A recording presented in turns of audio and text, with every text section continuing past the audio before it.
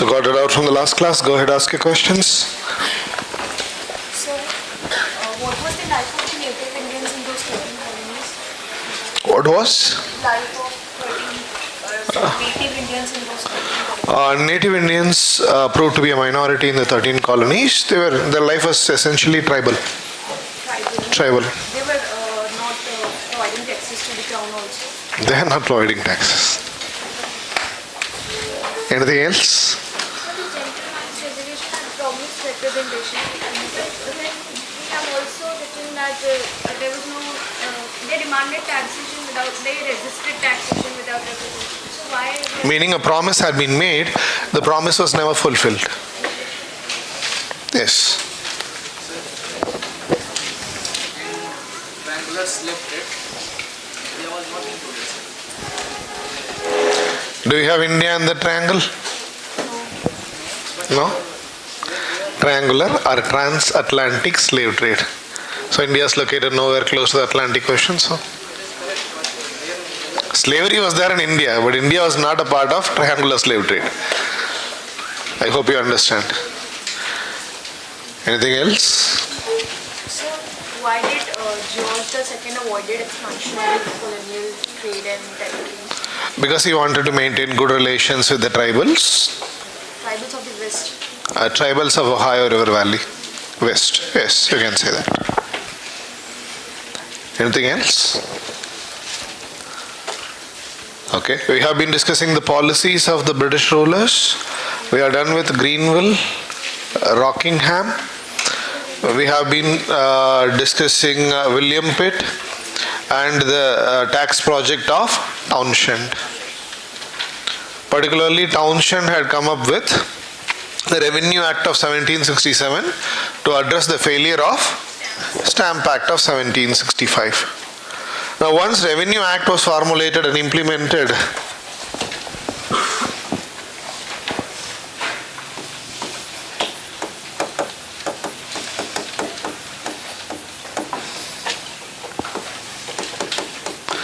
there were widespread protests and riots against the Revenue Act.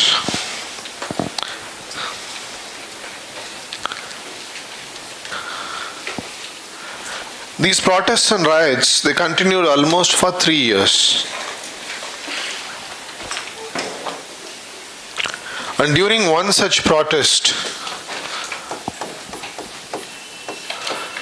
in March 1770, in a place called Boston. Boston is in Massachusetts.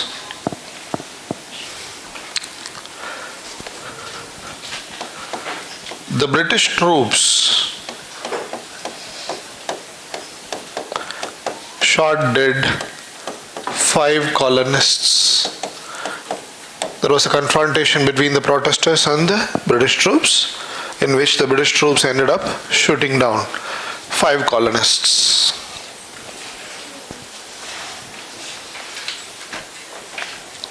This development in Boston came to be known as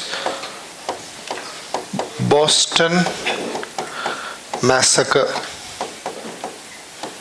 5 people got killed and the colonists called it a massacre. By that logic, Jallianwala Bagh should be a genocide.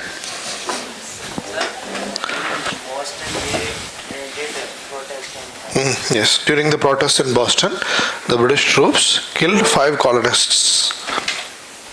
It was more of an accident, but it did happen.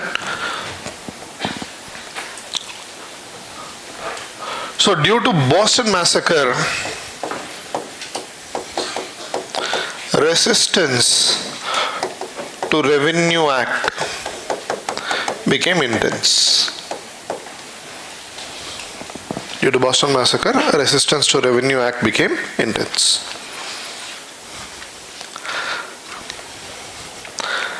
As a result,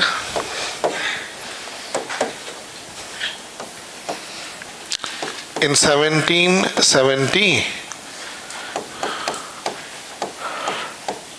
Townshend taxes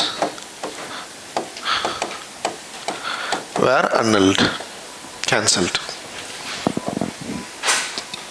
Meaning Revenue Act also failed. Townshend taxes were annulled or cancelled after Boston Massacre. Except the tax on tea. So Townshend taxes are indirect taxes imposed on paper, paint, coin, metal, glass, tea. So all the other taxes had been cancelled except for the tax on tea. Tea tax was retained. Why?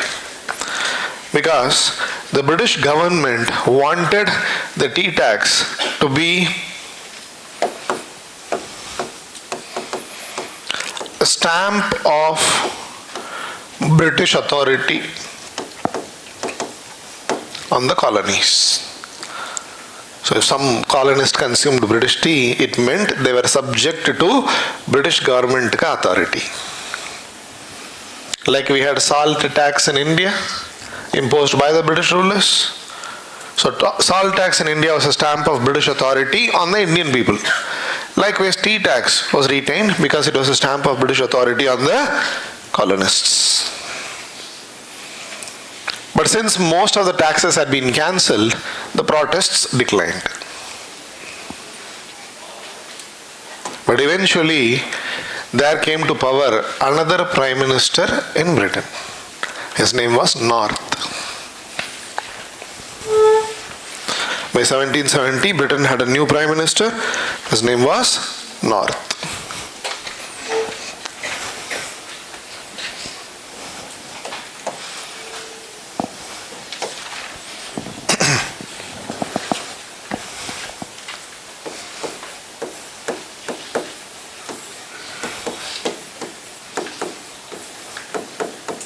He was the Prime Minister from 1770 to 1782.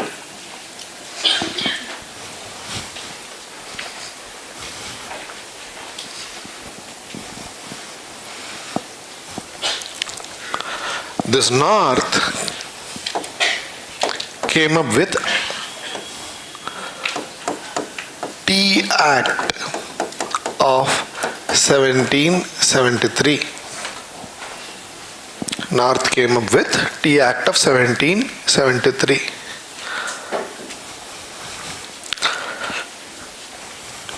Which was the final nail in the coffin. After Tea Act, there was no turning back. Now most of you would have heard about British East India Company. British East India Company was victorious in the Battle of Plassey, in the Carnatic Wars. By 1763 they had defeated the French. They were also victorious in the Battle of Buxar. They signed Treaty of Allahabad with the Indian rulers and subsequently established dual government in Bengal. Within the next 3 years after signing the Treaty of Allahabad, the British company looted Bengal to the tune of 6 million pounds. 6 million pounds worth of wealth had been looted from Bengal by the East India Company due to dual government. You'll learn that in modern India. Bengal was impoverished and a great famine happened in Bengal. 1/3 of the people of Bengal died. And everybody thought the company was getting really rich. Actually, the company was on the verge of bankruptcy.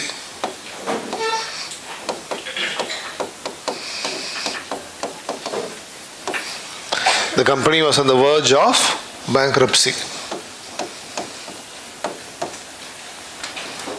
meaning the company was going to fail economically. So where did all the wealth go? The wealth went into the hands of corrupt officers of the company, like Robert Clive. Yes, Bengal had been looted, but the money had been taken away by the corrupt officers of the company. Meaning, by early 1770s, the company was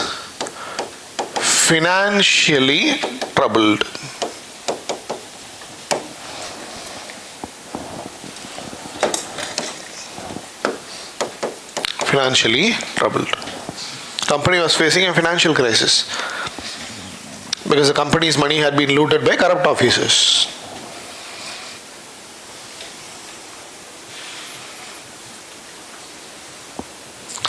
And from the British perspective, only East India Company had been given monopoly over trade. Company was going to fail economically, financial trouble. And to help the financially troubled company, North passed Tea Act.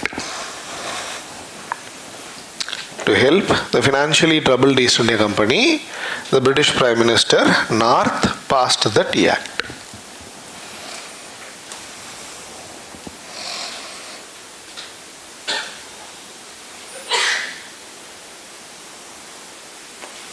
Now, do you remember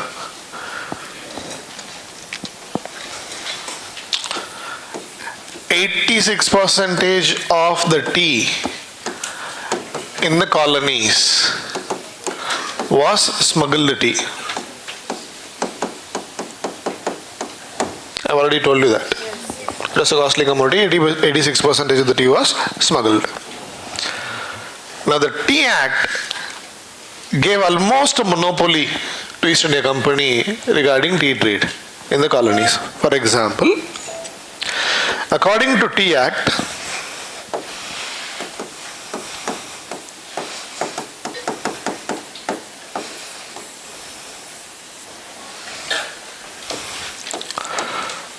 only East India Company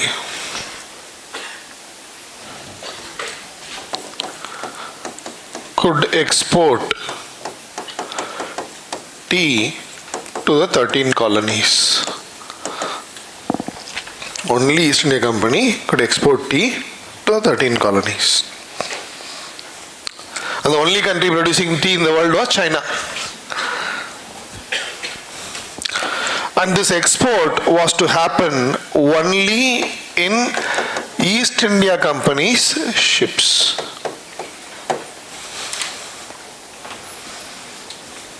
Export only by East India Company, export only in East India Company ships. And tea sales in the colonies could be done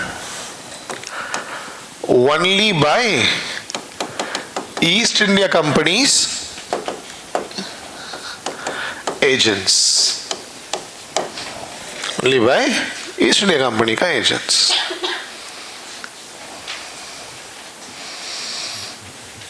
Being in India, they are trading with the North American colony.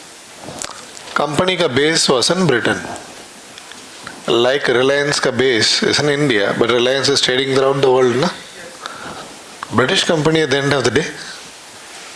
I hope you're getting it. So only East India Company's agents were allowed to sell tea in the 13 colonies according to the Tea Act. So what would have happened to the traditional tea traders who are selling smuggled tea? They would have lost their livelihood because East India Company had been literally given a monopoly. And on top of all this, Townshend tax on tea was reduced by 50%.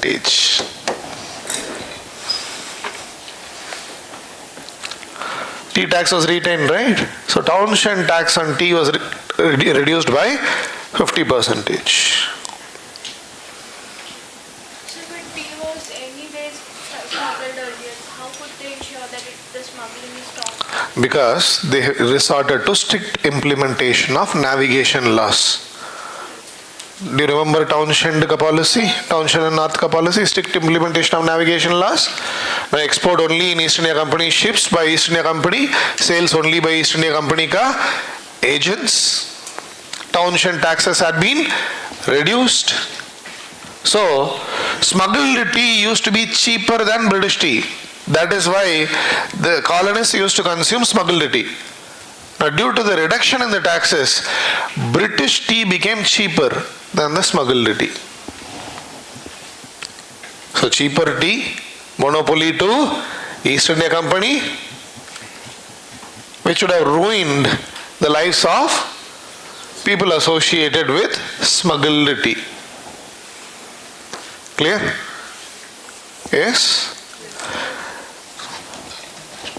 Now, once Tea Act was passed, protests against Tea Act started.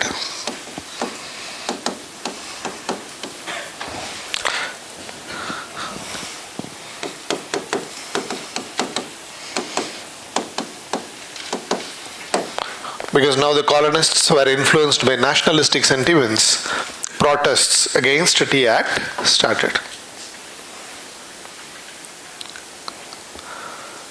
In the middle of the protests, East India Company's tea was sent to the port of Boston.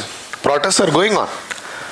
But without minding the protests, East India Company sent the tea to Boston. 3 ships, 3 East India Company ships,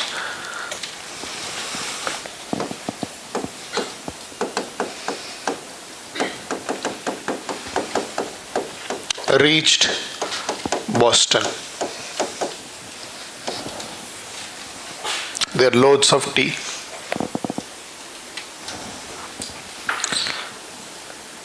So the issue had reached a boiling point. When the tea reached Boston Harbor, the colonists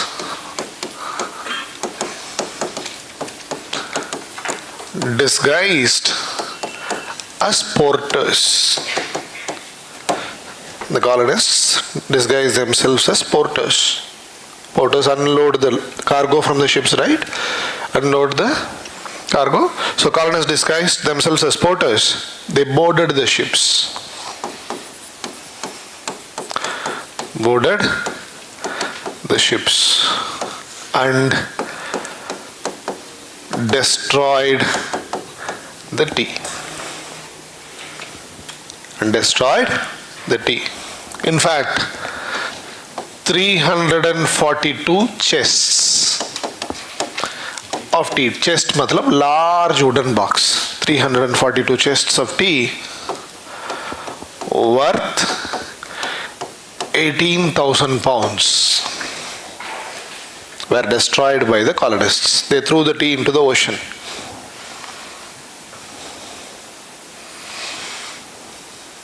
It was planned by Samuel Adams.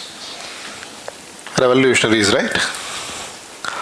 So this development in American history came to be known as Boston Tea Party, which happened on 16th December 1773.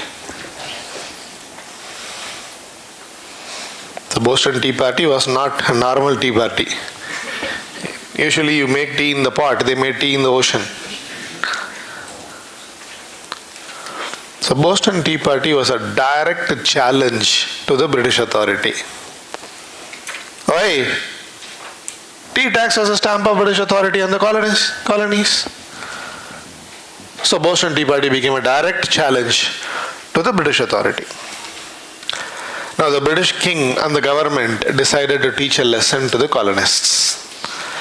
After Boston Tea Party, the British Parliament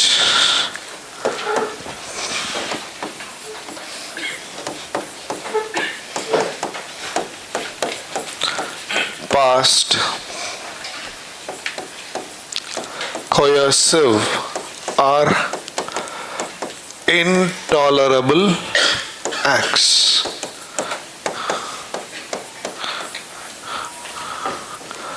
Coercive or intolerable acts. Thank you. Coercive or intolerable acts.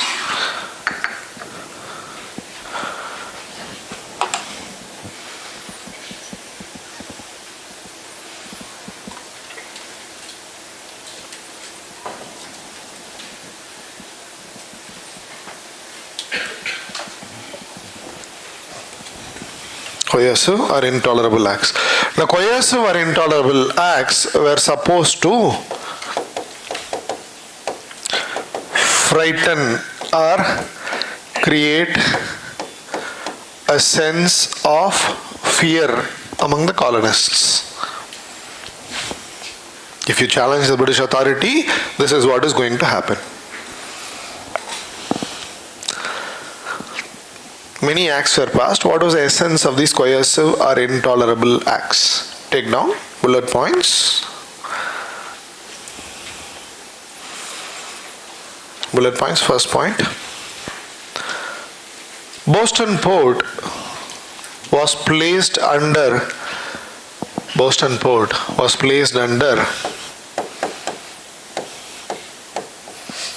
embargo. On the board, Boston Port was placed under embargo. Embargo matlab temporary halt in trade.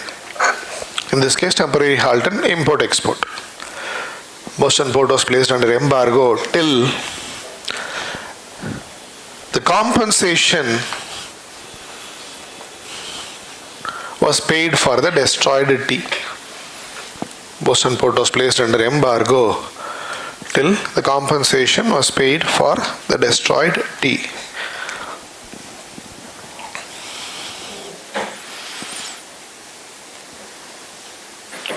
Second point. General Assembly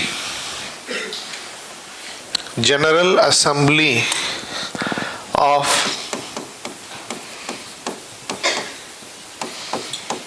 Massachusetts. General Assembly was the legislature of Massachusetts. General Assembly of Massachusetts was suspended.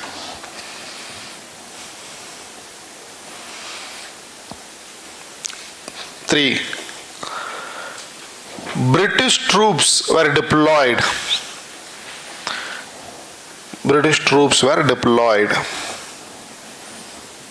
In Massachusetts.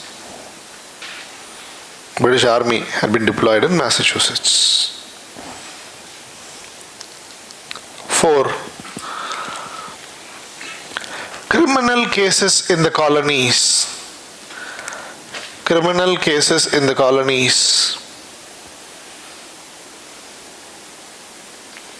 Were transferred to Britain.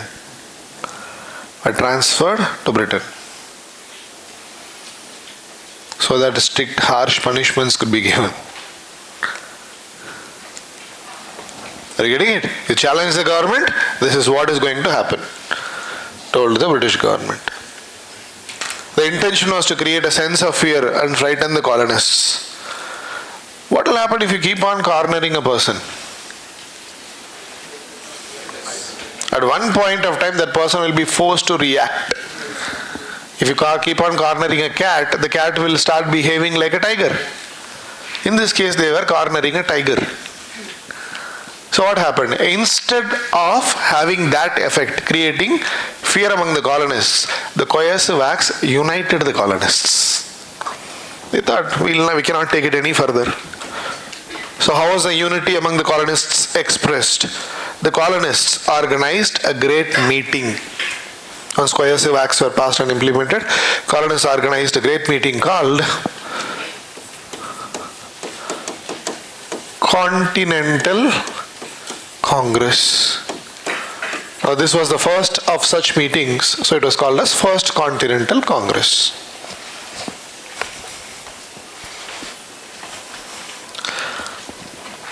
The First Continental Congress was convened in 1774.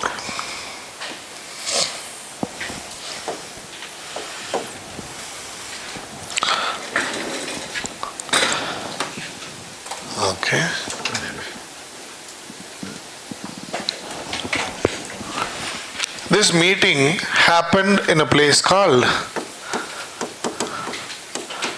Philadelphia. Happened in a place called Philadelphia. Why? Philadelphia was the most important center of education in the colonies. American Philosophical Society was also established in Philadelphia.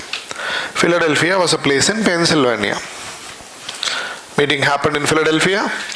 It was attended by representatives of 12 colonies. One colony did not participate. Georgia did not participate. Because there was a local conflict going on in Georgia, Georgia did not participate. Except for Georgia, representatives of all the other 12 colonies, they attended this Congress.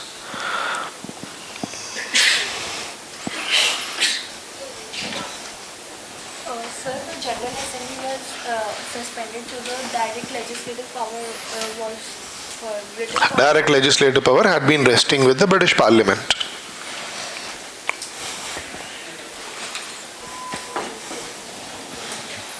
Now, Article 356 is implemented. State legislature gets suspended. Who can enact laws? Central government. Parliament. In this meeting, the colonists came up with a historic document called as Declaration and Resolves. Declaration and Resolves.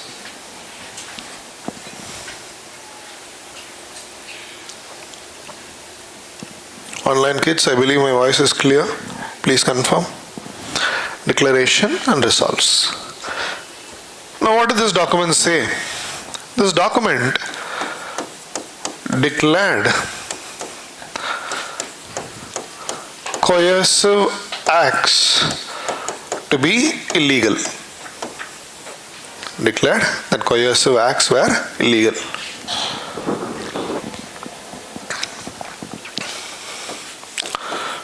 It denounced taxation without representation. It told you cannot levy taxes without giving us representation. More importantly, it questioned the British rule in the colonies. With what authority you are ruling the colonies? You don't like the rule. Why are you ruling our territories?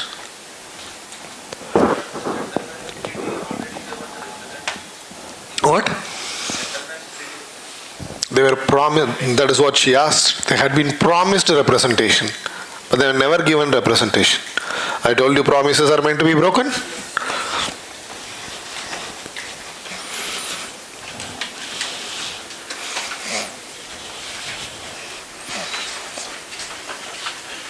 You're talking about representation of women in the parliament. Has it been fulfilled till now? All the political parties talk about it. Have they fulfilled it? No. Same way. Yeah. Fine. So, three major decisions taken in the declaration and resolves. Who took these decisions? Representatives of the 12 colonies. Maybe a few hundred people had taken these decisions.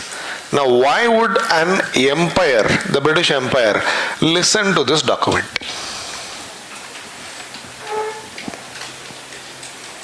A few Indian leaders assemble in Jantar Mantar, ask questions to the central government, union government.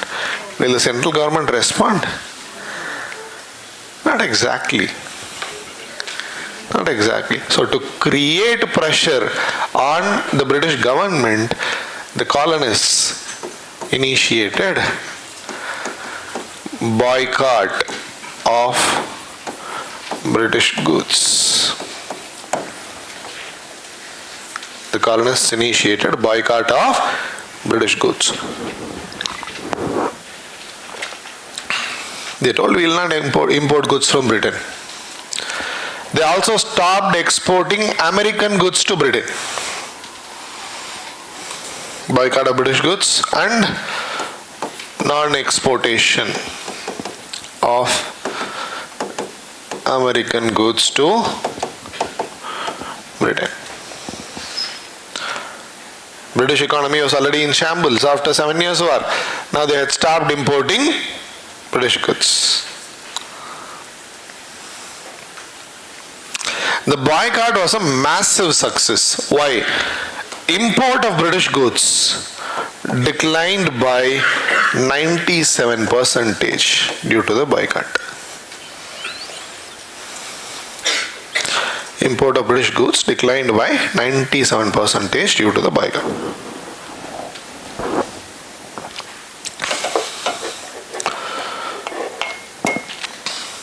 So the colonists were waiting for the response of the British government. Sir, we don't like the decisions taken by you, so address these problems. Till then, boycott will continue. Are you getting it? They also decided, the First Continental Congress also decided a date for the second meeting. They also fixed a date for a second meeting.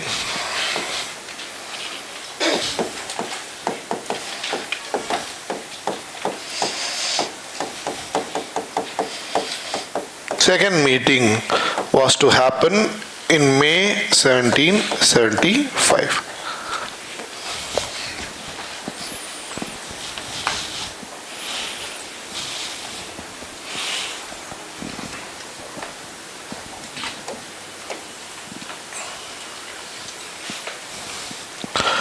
Now, before the second meeting happened, American War of Independence had already started. Before the second meeting could happen, the war had started. How? Why? Do you remember Massachusetts General Assembly getting suspended? So Massachusetts colonists were angry, naturally.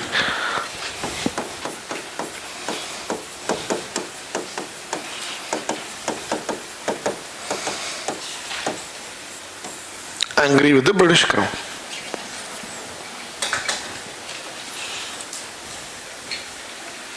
And they expected a war with Britain. They were getting ready for a war with Britain. So the Massachusetts colonists had started arming themselves and conducted military drills.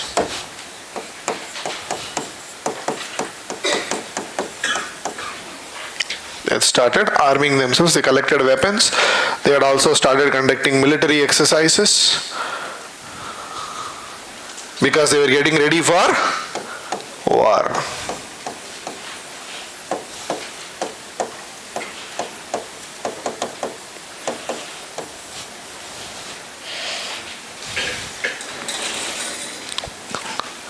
They had stored all their weapons. They had stored all their weapons in a village called Concord in Massachusetts.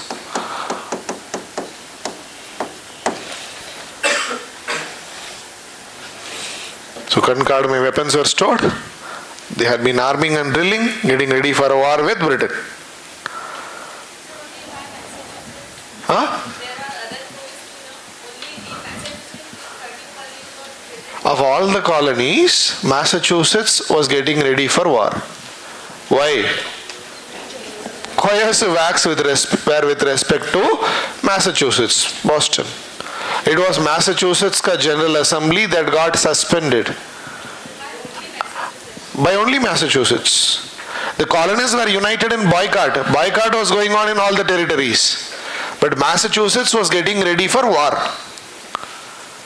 समझ गया? All the Indians were angry with the British rule. But the revolt started in one place. Where? Meerut. Likewise. They were getting ready for war. Are you getting it? The news of the colonists getting ready for war reached the British governor of Massachusetts. Each colony had a governor. So the news reached the British governor of Massachusetts.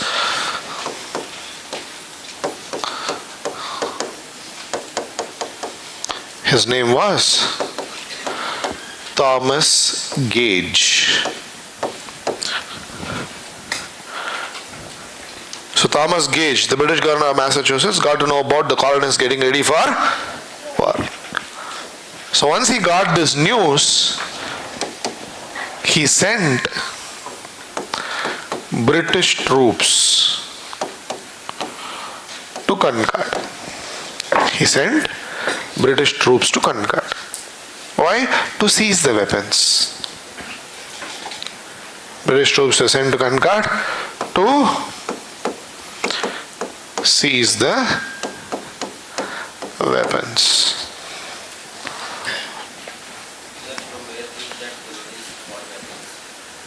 Because they were already used to warfare. They had iron industries. They participated in the 7 Years' War supporting Britain. They were also people of British origin. So they had started making weapons on their own. I hope you're getting it. Not as advanced as that of the British, but they had started making weapons, and Gage had sent the British troops to Concord to seize the weapons.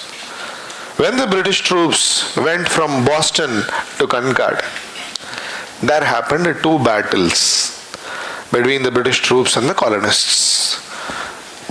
These were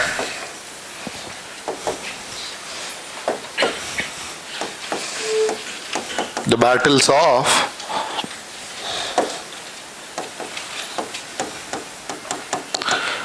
Lexington and Concord. Both these battles happened in April 1775.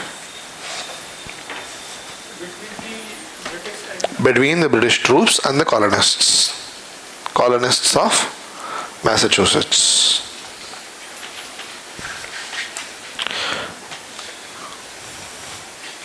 In these battles, 273 British troops were killed by the colonists. So British troops went to seize the weapons. There happened 2 battles, 273 British soldiers died, and these battles were the beginning of the American War of Independence.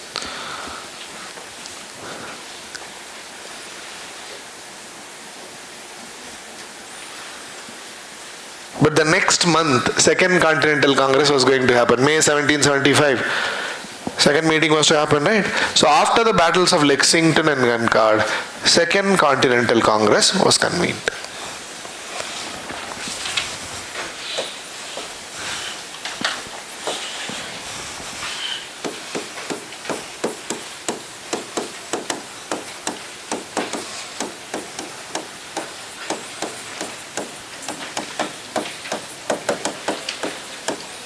Second Continental Congress happened for 6 years, roughly, intermittently, in this period of 6 years.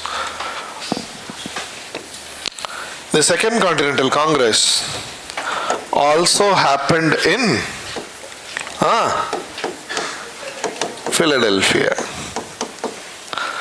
This time it was attended by the representatives of all the 13 colonies.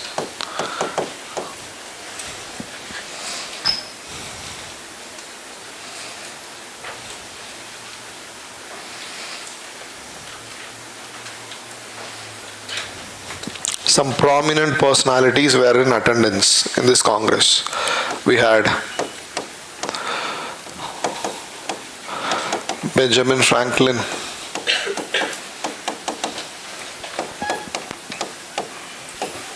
Thomas Jefferson, George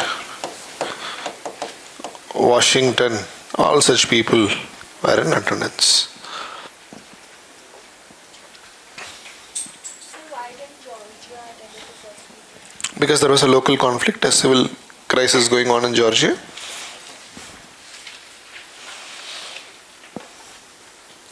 And the Second Continental Congress came up with a petition to King George.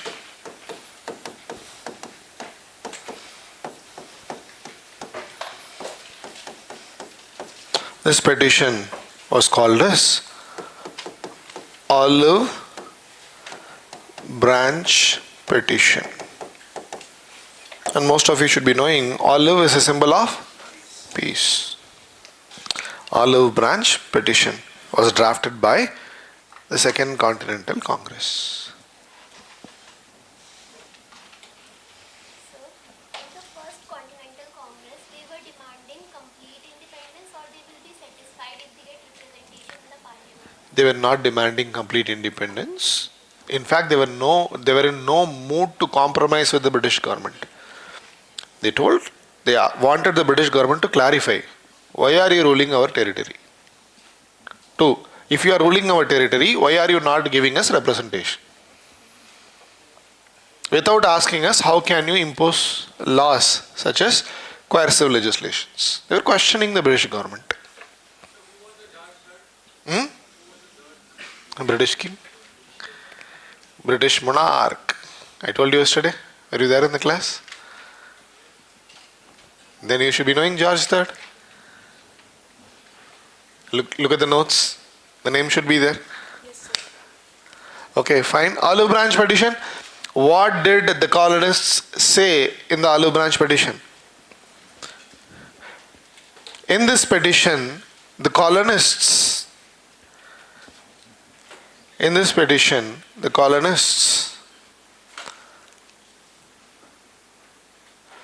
promised loyalty to Britain. The colonists promised loyalty to Britain, but demanded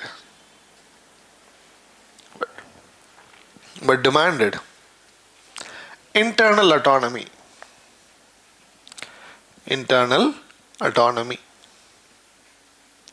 and freedom of trade.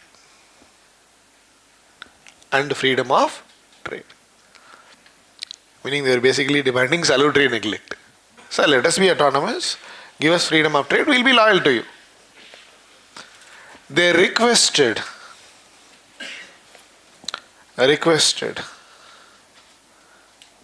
George not to escalate. They requested George not to escalate the issue further. They requested George not to escalate the issue further. What issue? Battles of Lexington Concord. Issue further. That could lead to a major war.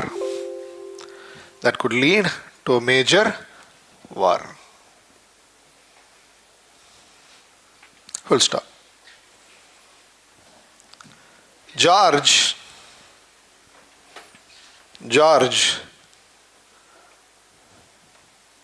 refused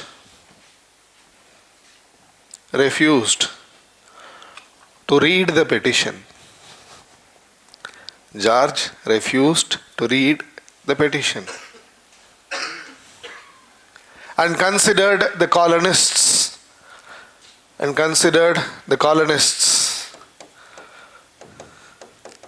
to be traitors.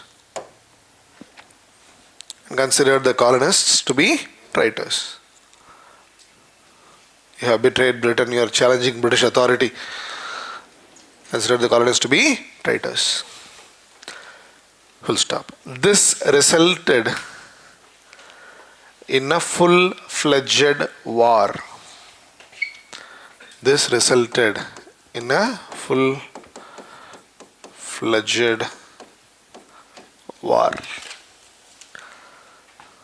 Between Britain and the colonists. What do you call this war? American War of Independence, American Revolution, whatever you want to call it. Clear? During the course of this war,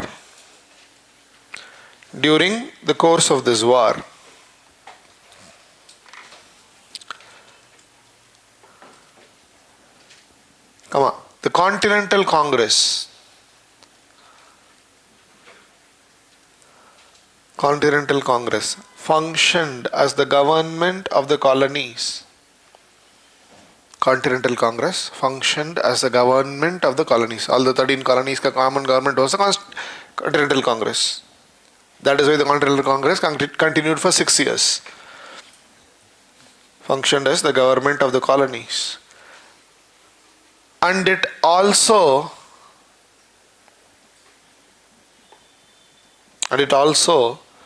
made the Declaration of Independence. Also made the Declaration of Independence. When? When? Anybody?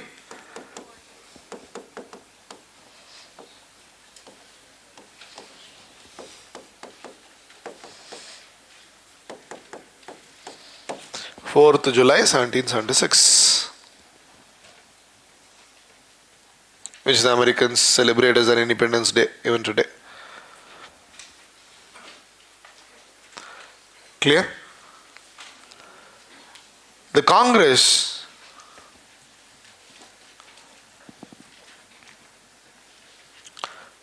also appointed George Washington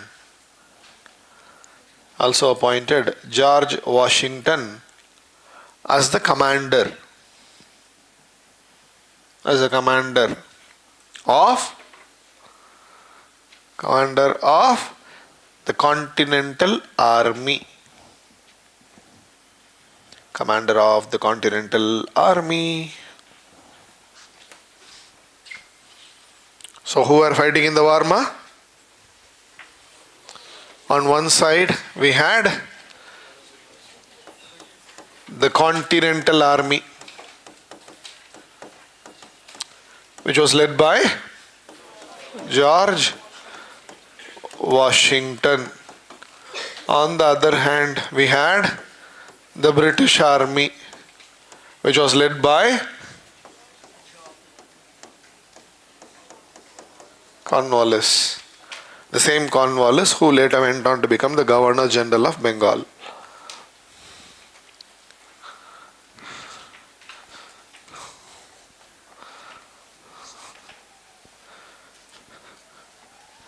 And during the course of this war, that is American War of Independence,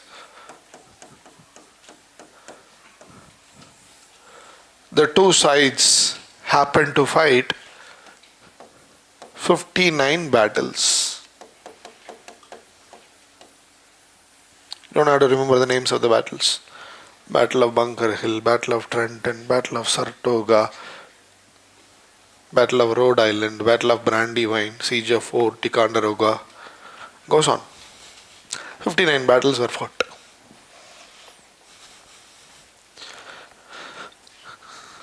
And when these battles were being fought,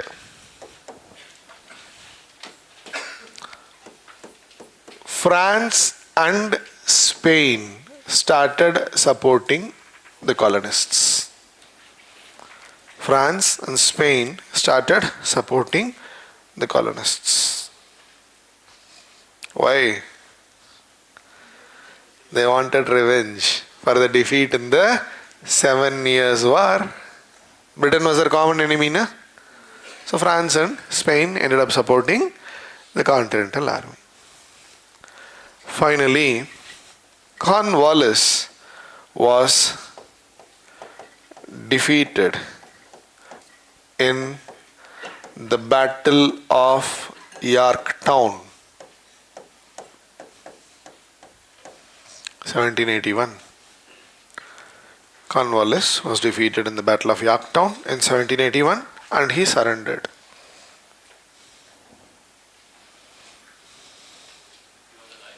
He was alive. That is why he could become the Governor General of Bengal. Defeated and he surrendered in the Battle of Yorktown. So after 1781, peace negotiations started between both the sides, Britain and the 13 colonies. Peace negotiations started. Finally, peace was established through the Treaty of Paris. 1783.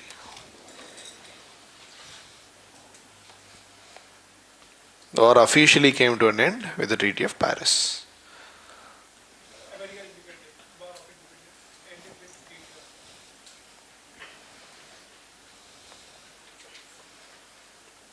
Clear? Observe. French and Indian War. I did not show you the pictures yesterday. Ohio River Valley, I told you. Ohio River Valley ka fight. Simultaneously we had 7 years war, the first global conflict. Yes, which side was victorious? Prussian side was victorious, Britain was victorious, France and Spain got defeated, so was Austria.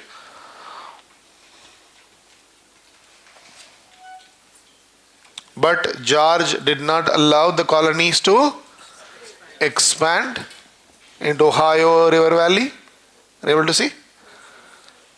Which became a major reason for the revolution. I want you to copy this, you already know this. Take the introduction for American Revolution. Take the introduction for American Revolution, take that page.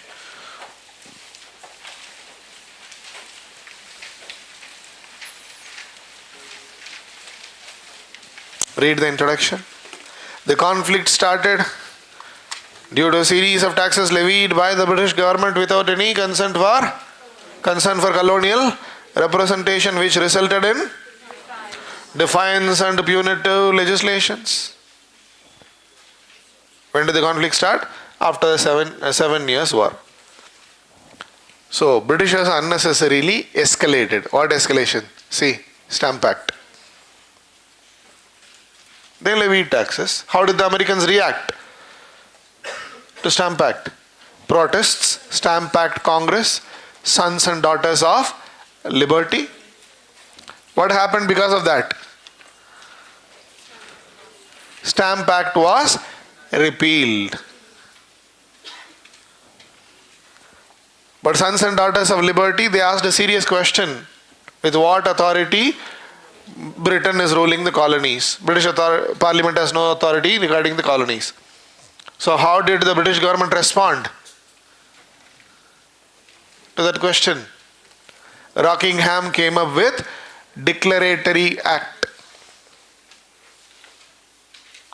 Authority of the Parliament is same in the colonies as well as in Britain. But the problem subsided because there were no fresh taxes. So who complicated the situation again? Who escalated again? North and Townshend, particularly Townshend taxes, Revenue Act of 1767.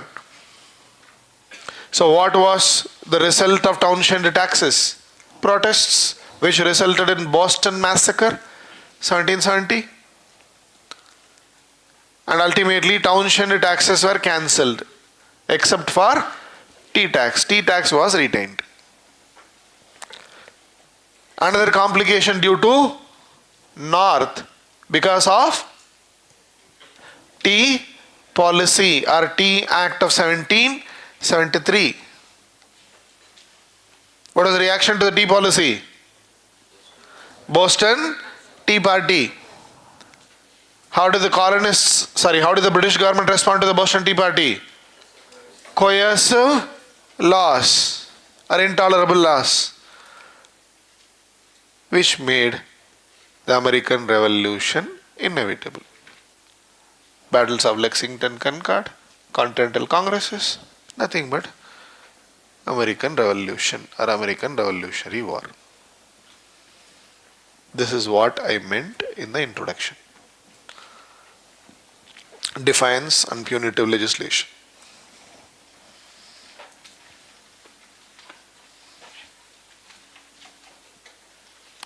If there is a question about American Revolution, and if you draw such a sketch, maybe you will get 1 or 2 marks more.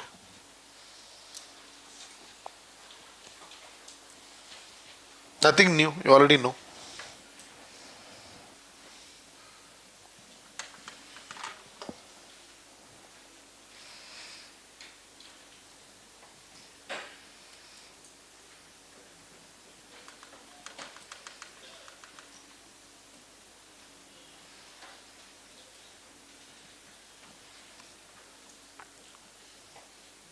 So who was victorious in the Revolutionary War?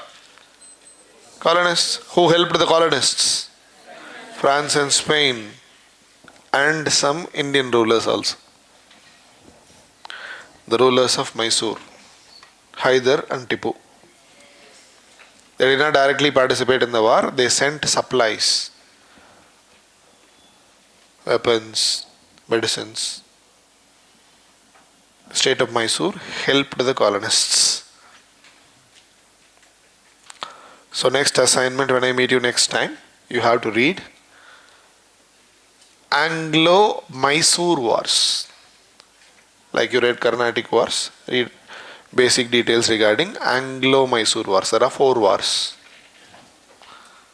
1767, 69, 1780, 84, 1790, 92, 1799. Anglo-Mysore War. First assignment. Second thing.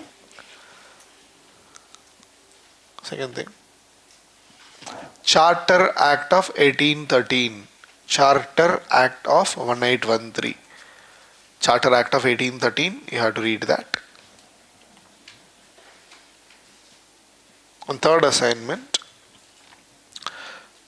tell me basic details regarding continental system. Continental system of Napoleon.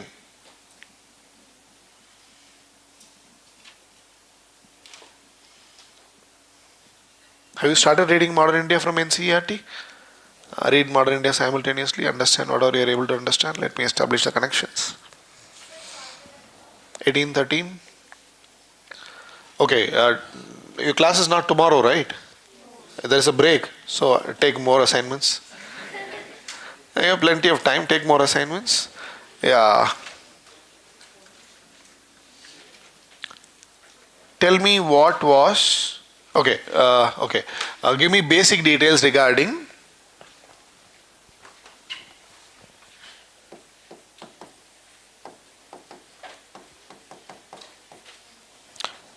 Treaty of Amritsar, 1809. Treaty of Amritsar. You would have heard about a great king called Ranjit Singh. Treaty of Amritsar, 1809. Okay.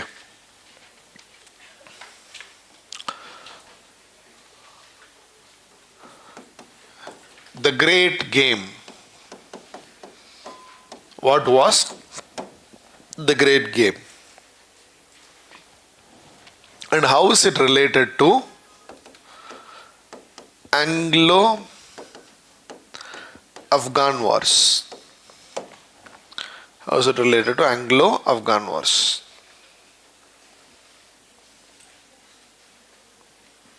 Just read, understand whatever you are able to understand. That's sufficient. Particularly the first 2 Anglo-Afghan Wars. First Anglo-Afghan War is between 1839-42. Second Anglo-Afghan War is between 1878 to 80.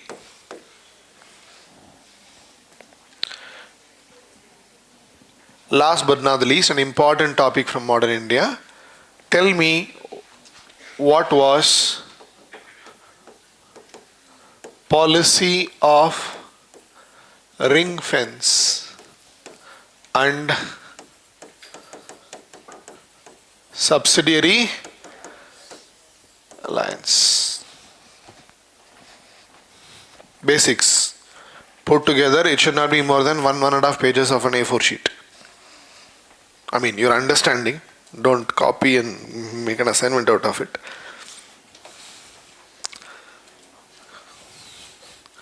Are you getting it?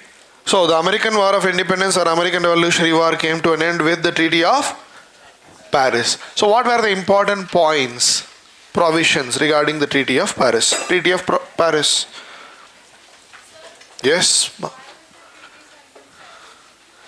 Because France was a powerful nation and France was victorious, so they would have forced the British to come to Paris and sign the treaty.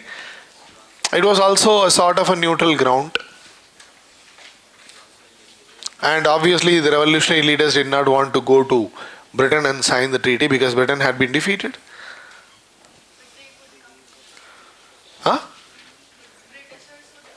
Britishers could have come to America, but Britishers had been defeated in America. Why would they go, and face the insult there?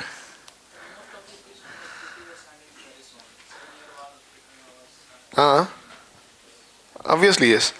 Because France was a very great nation at that point of time. There were powerful rulers in France, in the Bourbon dynasty, Louis dynasty, you can say that. And France was easily accessible as far as the other European nations are concerned. France was not in one corner of Europe. France was in continental Europe. France is accessible from Portugal, Spain, from the German territories, Austria, from Britain. Location. Italy. Yes. So can we say that lack of far-sightedness of British Parliament lead to the American War of Independence? No, they knew that this was going to happen. They knew that countries like India would fight for independence. But how long can you delay it? That's the point. You can say that it was the attitude of George rather than the British parliamentarians. It was the attitude of George. Yes. Babysitter is there? I am not your babysitter. Ask him. Sir, help them, please. Yeah. Got it? So, terms of the Treaty of Paris. First point. Britain recognized the independence of the 13 colonies. Britain recognized the independence of the 13 colonies. Britain recognized the independence of the 13 colonies. Second point. The 13 colonies were united. The 13 colonies were united.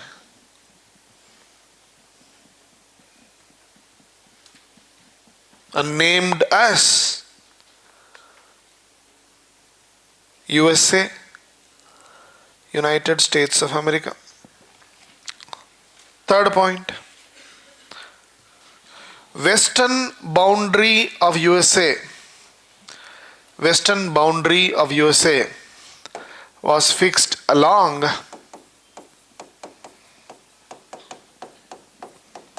River Mississippi. On the board. Western boundary of USA was fixed along River Mississippi. There's a river called Mississippi.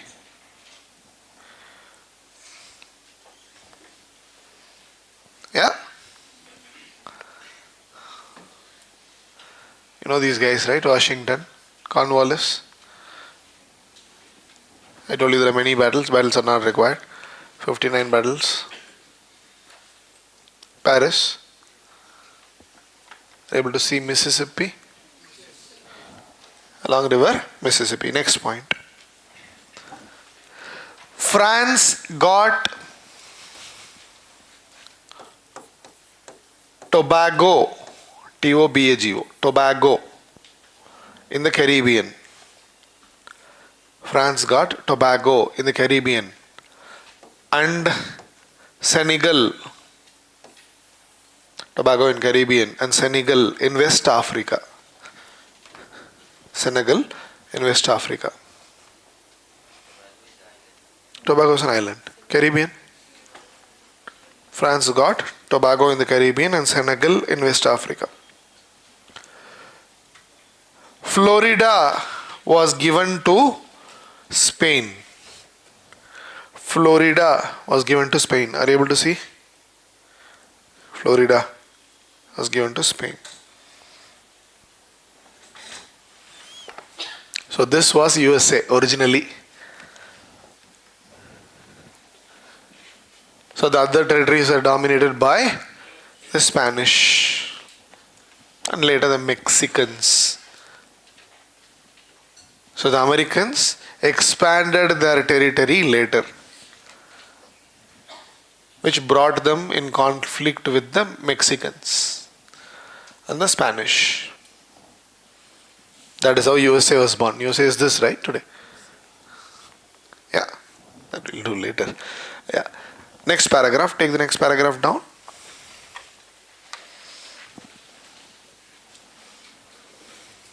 Americans drafted a new constitution. Drafted a new constitution in 1789. 1789.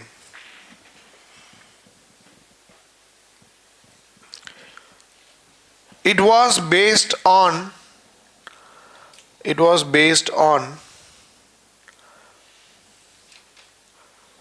democratic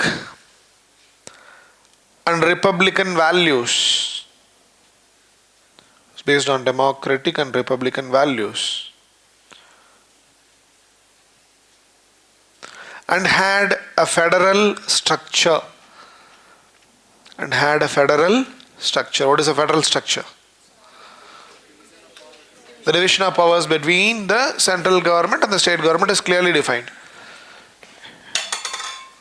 It was based on federal structure. Full stop. They ensured separation of powers. What do you mean by separation of powers? Separation of powers between the various organs of the government. Organs being legislature, executive, judiciary. They ensured separation of powers and established a presidential form of government. Presidential form of government. With a bicameral legislature. With a bicameral, B-I-C-A-M-E-R-A-L, bicameral legislature. What do you mean by bicameral legislature? Two houses in the legislature. Bicameral legislature and an independent judiciary.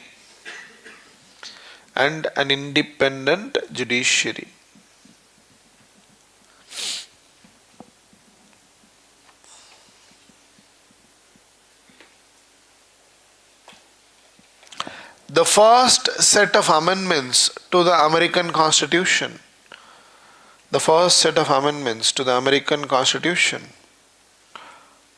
In 1791. Came to be known as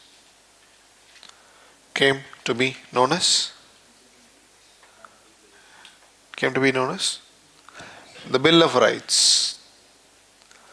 The Bill of Rights.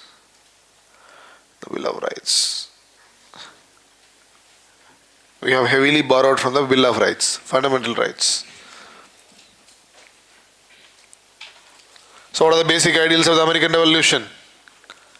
Liberty, equality, fraternity, no taxation without representation, democratism, republicanism, blah blah blah. Cut, copy, paste, you will have French Revolution. Clear? Significance of the American Revolution, I have sent you a single page handout. The moment you have understood the discussions in the class, significance is a cakewalk. Memorize that handout. One page, hardly one page, memorize that. I've already sent you a handout. You have that handout, Significance of the American Revolution. Download it, you can print the handout, add it to your class notes. What are the possible themes for questions? First question, first theme. Causes for the American Revolution.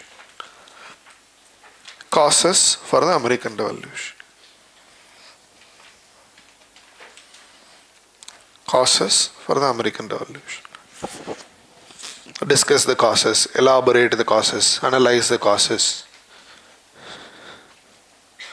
Causes for American Revolution, which your direct answer is in the class notes.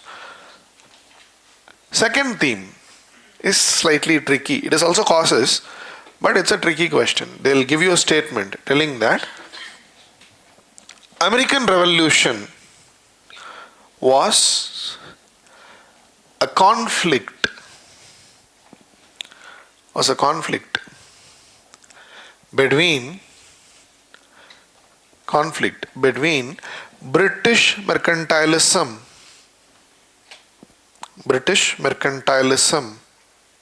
and American capitalism. It was a conflict between mercantilism and capitalism. Explain. Comment.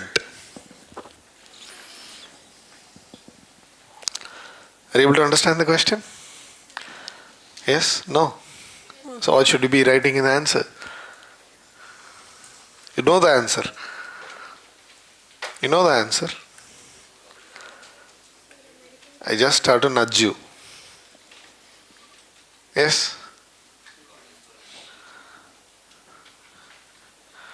Introduction mein you write the introduction about American Revolution, which I have given in the class. Body mein you have to write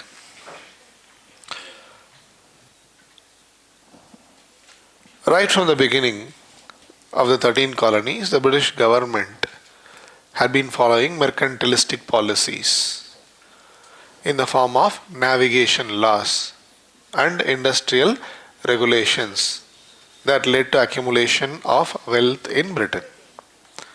But gradually they had developed a new type of society in America which was influenced by individualism and capitalism. Now the Americans wanted to take control of their own business and promote their capitalistic ventures. Also, salutary neglect introduced by the British government had expanded the political freedom and freedom of trade to the colonists. The colonists started thinking they were living in a free and an independent country due to salutary neglect, but the British government started tightening the control on the colonies due to the economic crisis caused by 7 Years' War. Policy of strict control was implemented by British rulers like Grenville, Rockingham, William Pitt, Townshend and North, which was expressed in the form of Stamp Act, Declaratory Act, Revenue Act. And the colonists were not ready to tolerate such control and getting milked.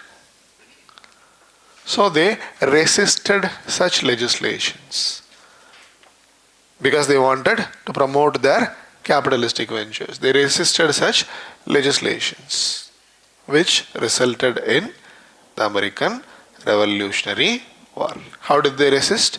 You give example. Stamp Act Congress, Boston Tea Party, Continental Congress. Okay? Yes? Next type of question. Next type of question. Significance of the American Revolution. Significance of the very, very important question. Third question is the most important question. Significance of the American Revolution. They'll not ask you, maybe they'll directly ask you to discuss the significance of the American Revolution, or they can even ask you, how did the American Revolution change the course of history? Nothing but significance. They are rephrasing the question. Impact of the American Revolution. All are same.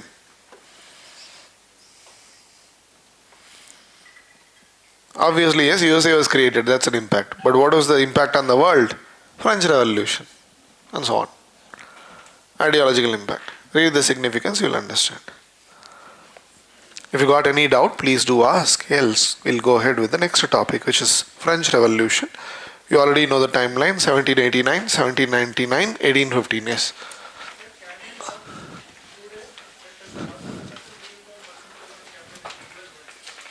Come again? Mercantilism and capitalism today.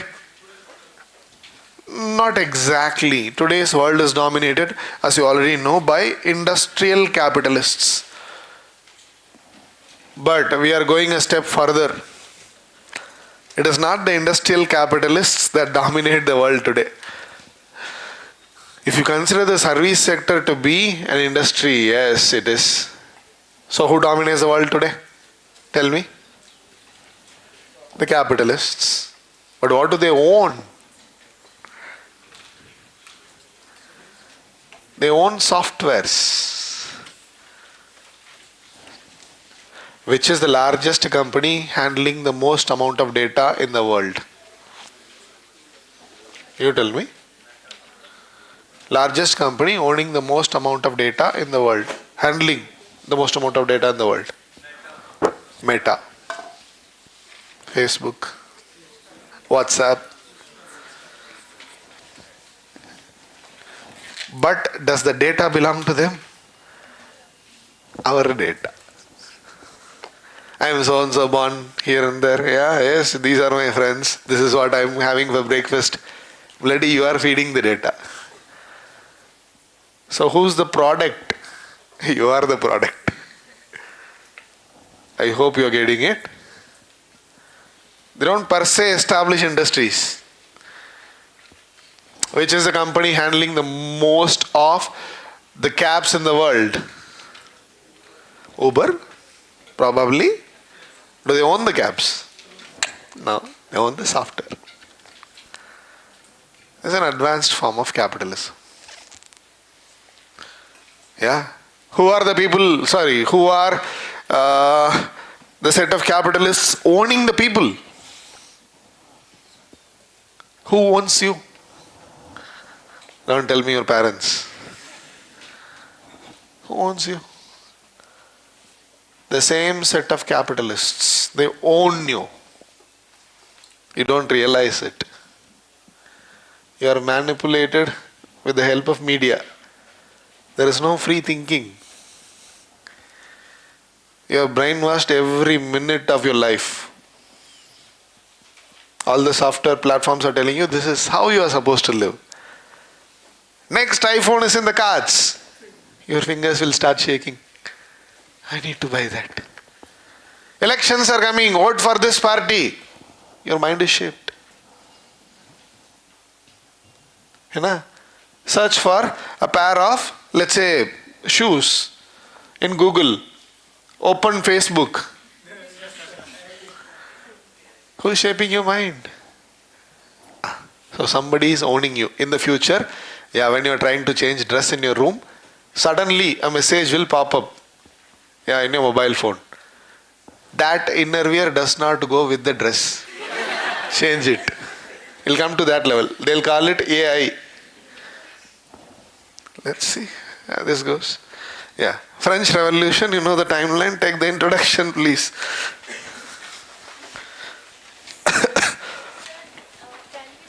Don't write any of this in the exam. Can we say that American Revolution gave birth to the idea of liberty, like for the first time? You can say that. Practically, practical expression of liberty. In modern times, yes. Yes.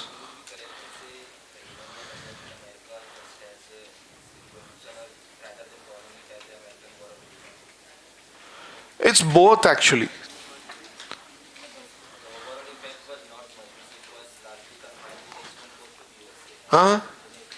But independence is independence, right?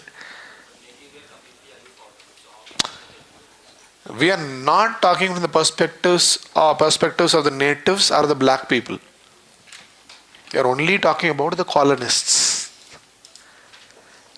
What was nationality? What was nationality?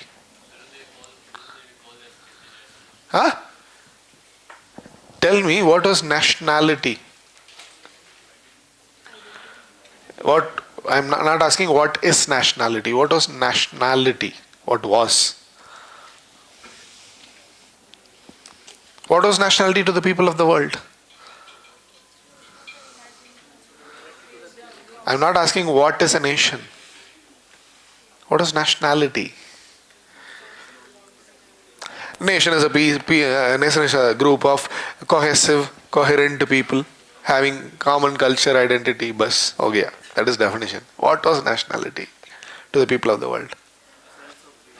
If you, I'm not talking what is nationality, I'm asking what was nationality. If you were loyal to a particular ruler, leader, that was called as nationality. I hope you're getting it. You are loyal to the French king, you are a French citizen. You are not loyal to him, you are anti-national, anti-French. You have to be loyal to that person because he is God sent, divine theory of kingship. What is nationality today?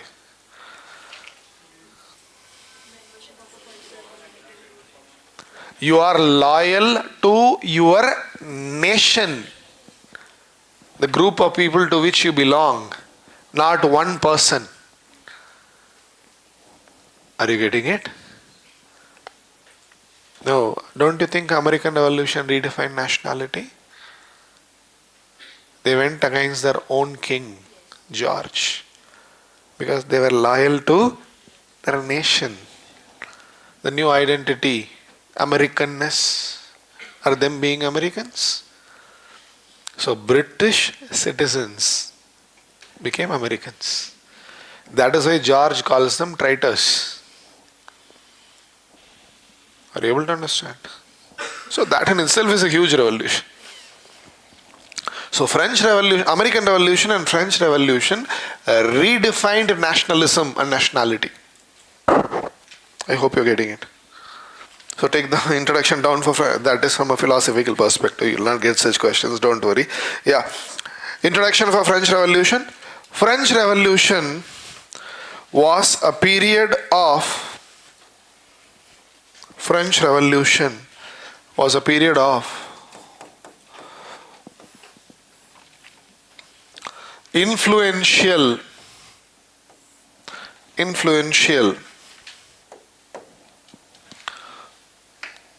social and political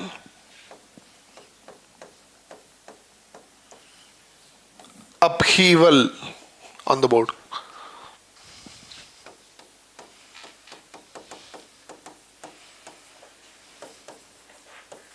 Upheaval in France.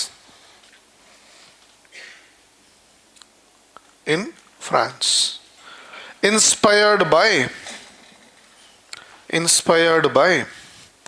liberal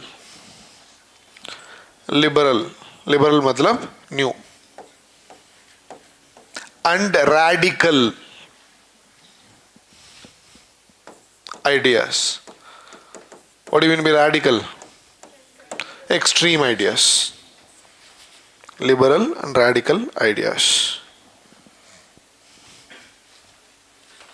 In the late 18th century. In the late 18th century.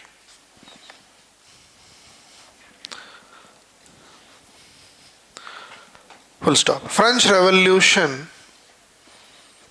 replaced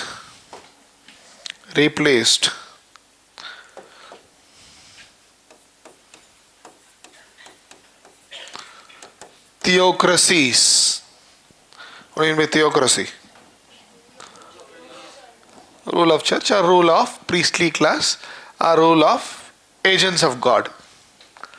French Revolution replaced theocracies and monarchies. Theocracies and monarchies with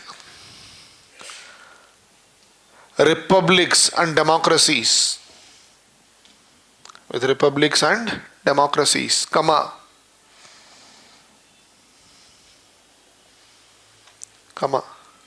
Ended class privileges. Ended class privileges. Ended class privileges. And unleashed. Unleashed. UNLEASHED. Unleashed matlab let free. Unleashed a wave of global conflicts. Unleashed a wave of global conflicts. that permanently changed the course of history. That permanently changed the course of history.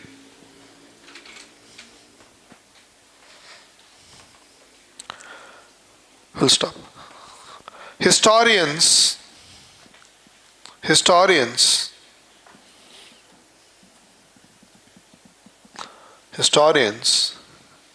summarize the French Revolution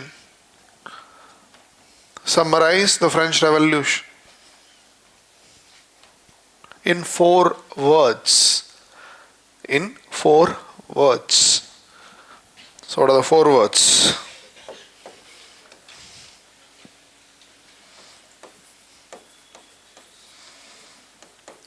Revolution, war, tyranny, and empire. Revolution, war, tyranny, and empire.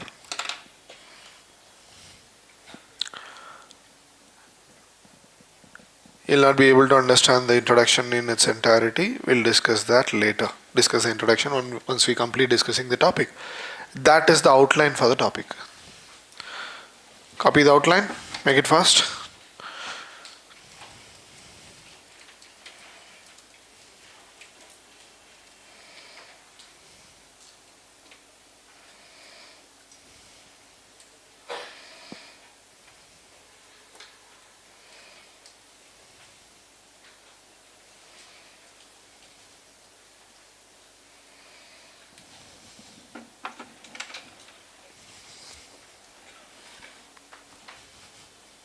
So conditions, causes, stages, significance.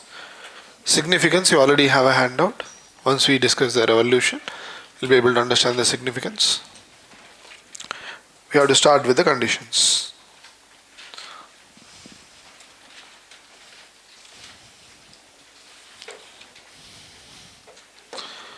So what were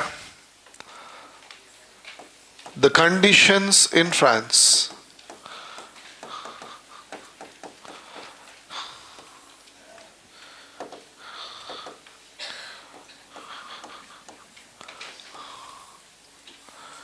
What were the conditions in France? Before that, I saw a question, I believe. Yeah, there is a question, right?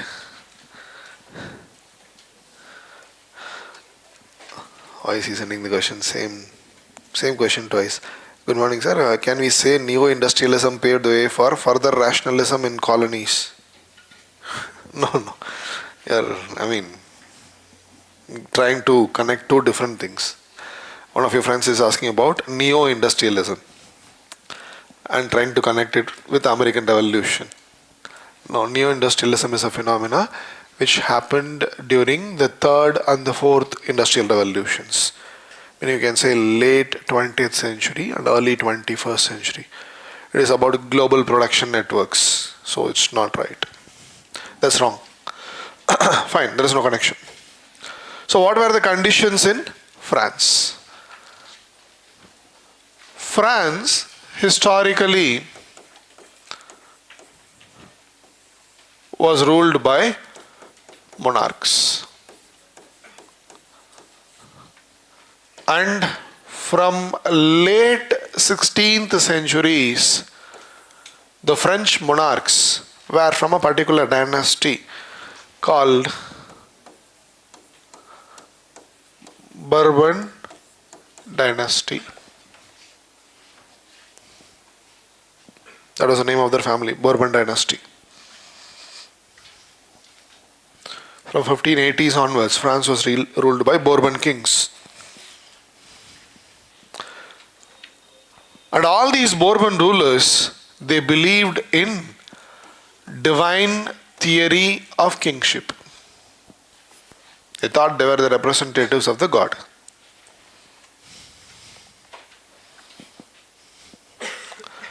And hence, all of them were autocrats. Autocrats, rulers with unchallengeable authority. So they had all the powers in their hands. Political power, economic power, legislative power, legal power. All the powers are concentrated in the hands of the French monarchs. And power corrupts. Absolute power corrupts absolutely, yeah. So many of these autocrats were also despots. Cruel autocrats are called as despots. They will torture you. So who were the last few rulers of the Bourbon dynasty? For example, we have Louis XIV, who ruled France from 1643 to 1715. We have Louis XV, who ruled from 1715 to 1774. We have Louis XVI, who ruled from 1774 to 1792. So these were the last few rulers of the Bourbons.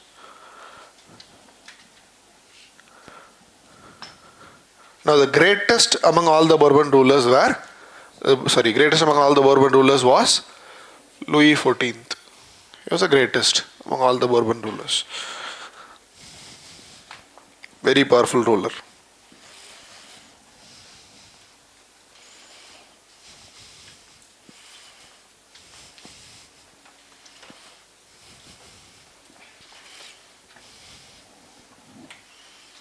Got it? Okay, copy. I'll erase the names.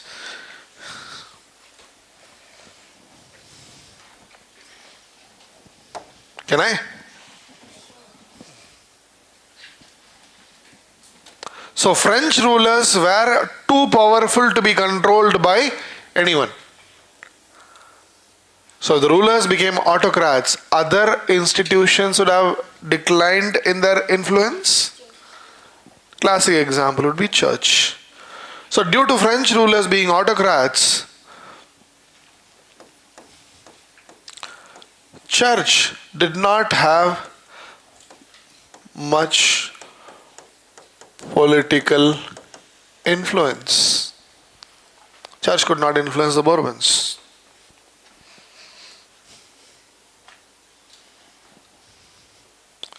But the church had considerable influence on the common people and hence the society. Church could not influence the rulers, but it could influence the people. In fact, the church was allowed to collect a religious tax called tithe or tithe. Church was even allowed to collect religious tax called tithe.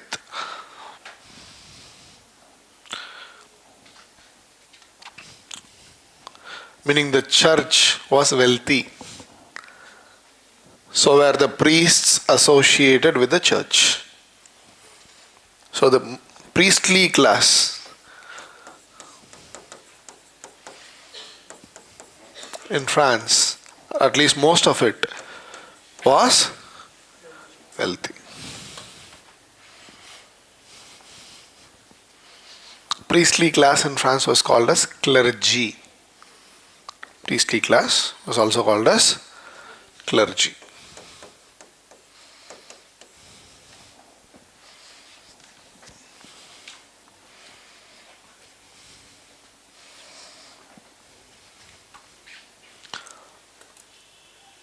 If we look at French economy, like other European countries, France also had an agrarian economy.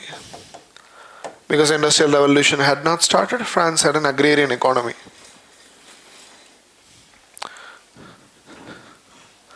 Agriculture was a primary profession and hence 90% of the population were peasants. 90% in the French population were peasants.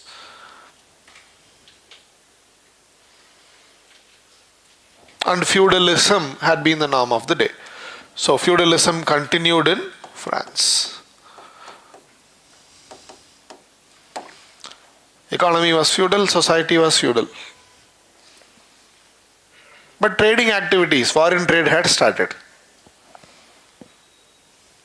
Feudalism had started slightly declining. Why? Why? The autocrats were not dependent upon the nobility. So feudalism had started declining as a political institution.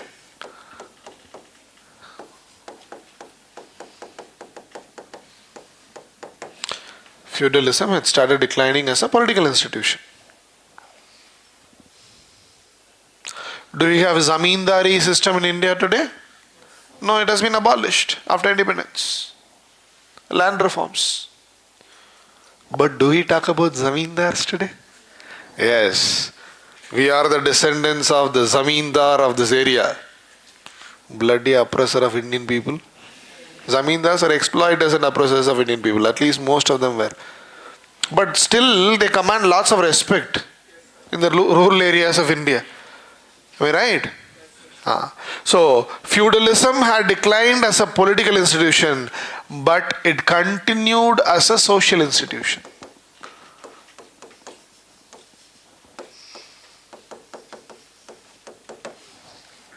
And the descendants of zamindari families are rich relatively, even today. I hope you know. Likewise, the nobles in France, they were also wealthy. So nobility, because feudalism continued as a social institution, the nobility was wealthy. They owned most of the land. They owned as well as controlled most of the agricultural land in France. They also had a very high social status.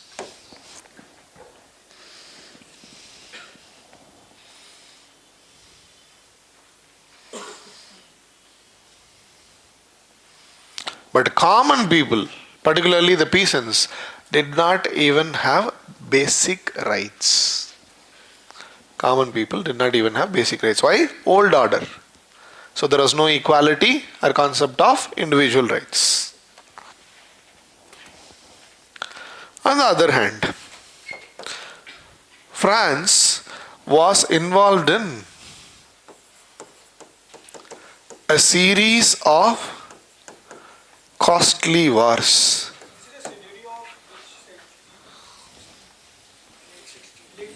From the late 16th century. Feudalism existed much before that. I am talking about the decline of feudalism and all, which is from late 16th century.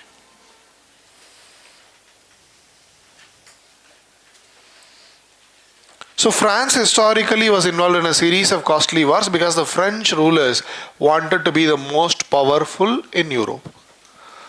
For example, during the rule of Louis XIV, France was involved in 5 major wars. 5 major wars. Details are not required for us because 16th, 17th century developments, or rather mid 17th century developments. War of Devolution, Dutch War, War of Reunion, War of Spanish Succession. So, from the times of Louis XIV, France was involved in major wars. During the times of Louis XV, France participated in 2 major wars. Both of the wars you know. That's why I am highlighting. Austrian War of Succession, 1740-48. You'd have read about the First Carnatic War, right? So who got victorious in that war? Britain. France got defeated. You would have read about Treaty of Aix-la-Chapelle. Another war is 7 years war, which you already know, 1756-63. Again, France was defeated in this war.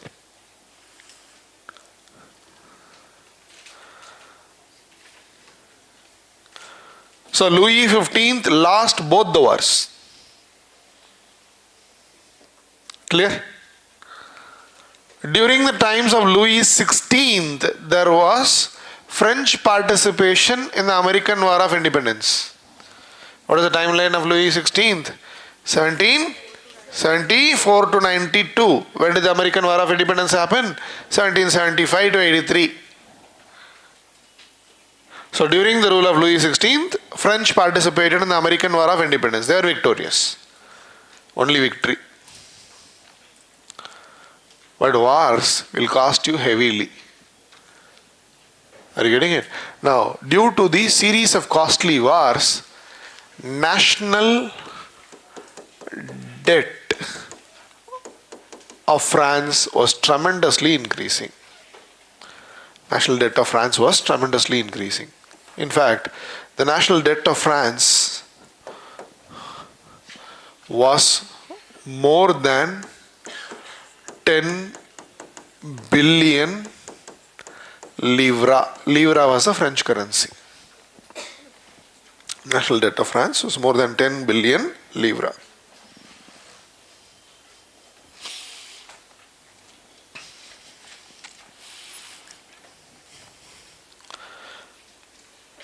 And because of these wars, France had become an arch rival of Britain.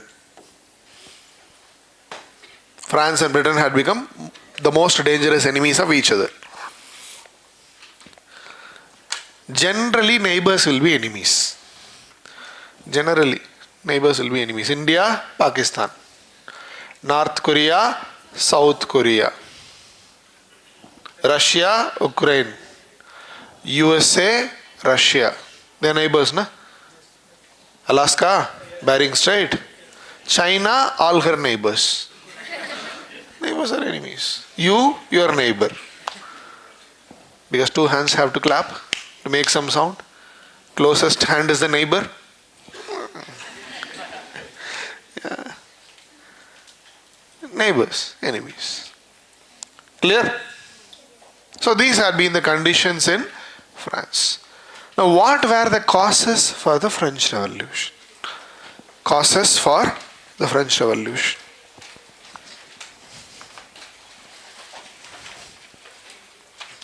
We'll start with the political causes. Political causes.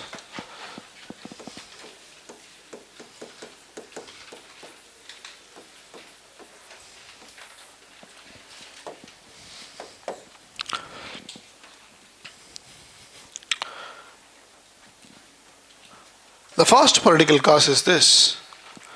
France had a highly centralized monarchy. France had a highly centralized monarchy. Autocracies are highly centralized because all the power is wielded by one person. Highly centralized monarchy. Now, what is the problem with centralized monarchy? Per se, there is no problem. If the rulers are very strong, if they have a vision, if they have the will, the country will prosper. What if the ruler is an idiot? He has all the powers, but he is an idiot. The country will be ruled by a pappu. That is exactly the notion created, right, by the media. But whether he is pappu or not, we don't know. But you can do that using propaganda. But in the case of France, we had real pappus. The last few Bourbon rulers proved to be inefficient. Bourbon rulers like Louis XV and Louis XVI proved to be inefficient.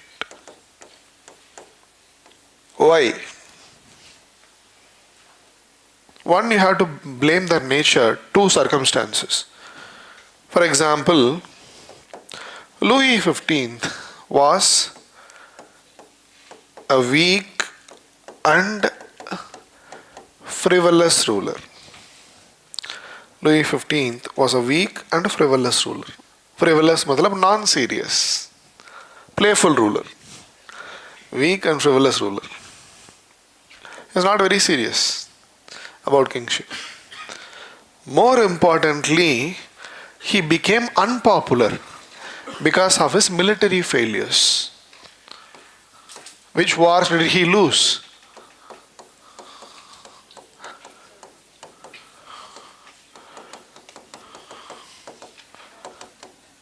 Austrian War of Succession, 7 Years' War.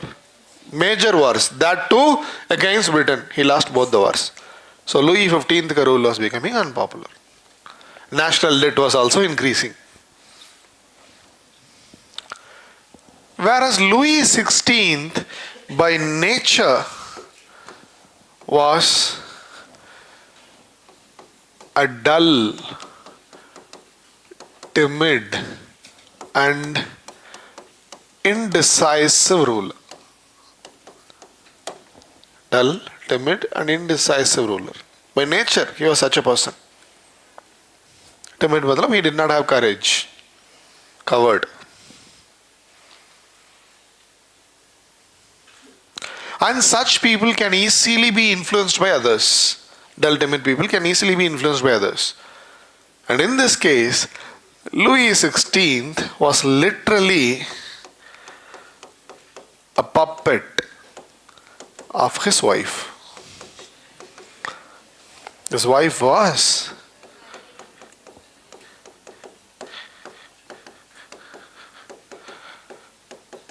Mary Antoinette.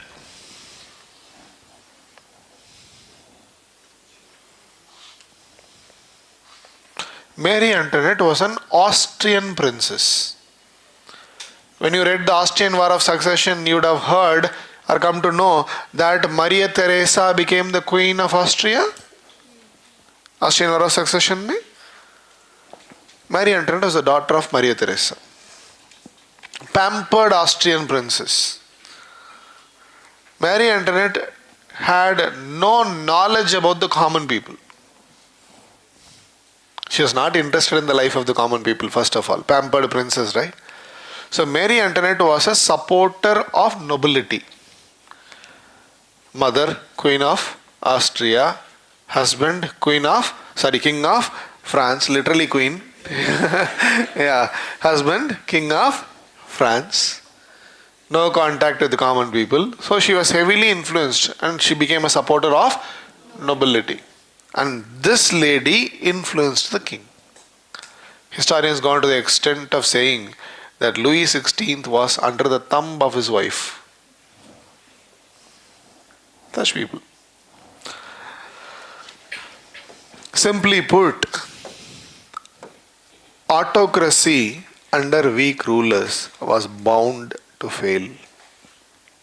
Autocracy under weak rulers was bound to fail.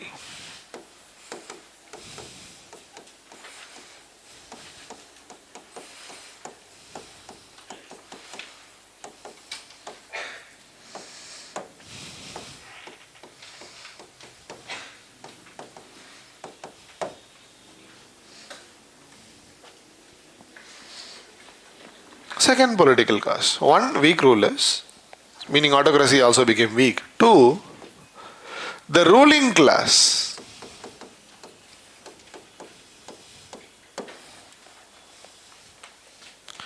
Matlab the royalty and the nobility. The ruling class had an extravagant life. Extravagant life, extremely luxurious life. Ruling class had an extravagant life. Court expenditure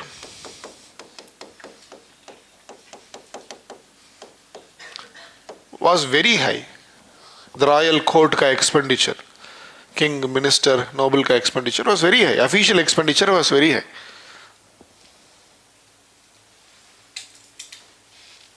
Whereas majority of the people were poor.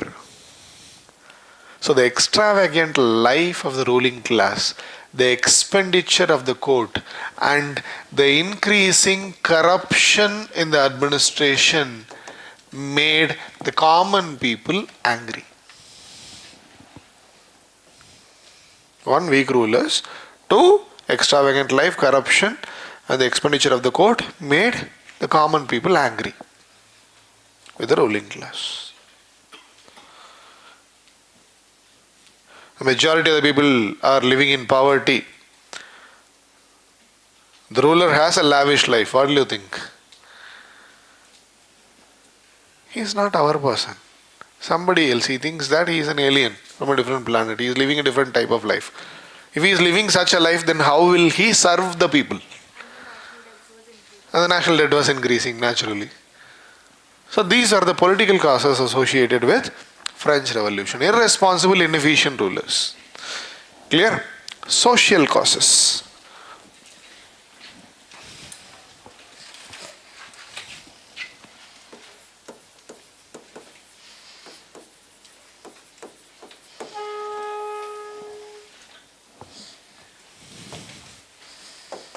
Social causes. Try to understand that the French society had been historically divided into three sections. Historically divided into three sections or groups.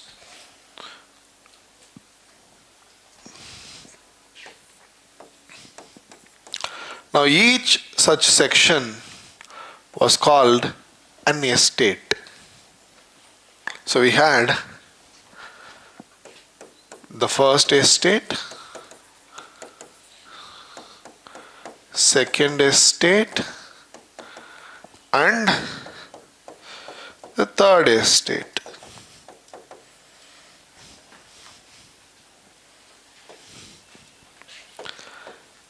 The first estate was nothing but clergy, which was 1%, roughly 1% of the population.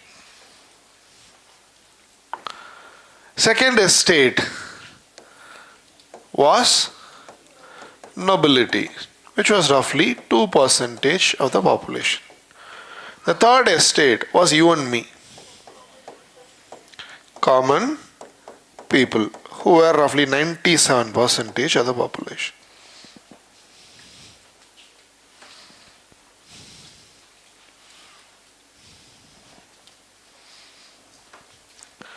Now the clergy,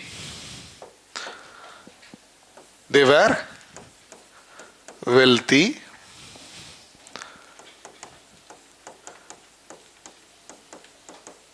influential, and they had a high social status.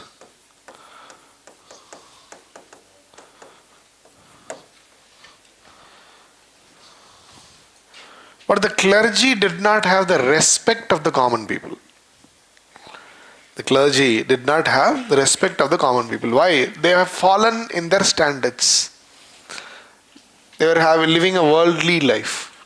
They were living the life of common people. They were not living a priestly life. They were not ascetics.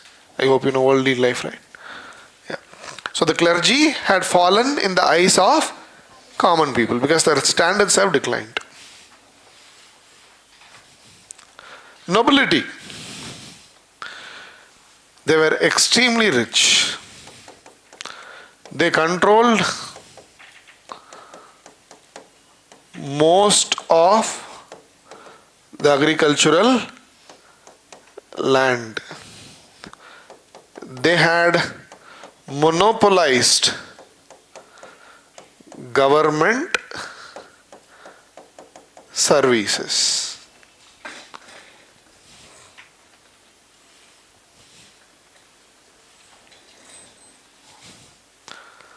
The clergy and the nobility, they had a comfortable life.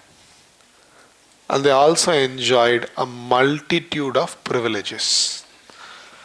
They had a good life and they also enjoyed a multitude of privileges. They were the privileged sections of the French society.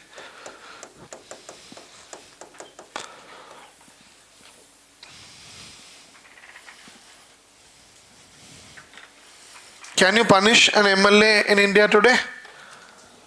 Under the law? MP? A minister? Yes, theoretically. Practically? The life of the clergy and nobility was such. If he is from another party, yes. But there is no concept of political party, na?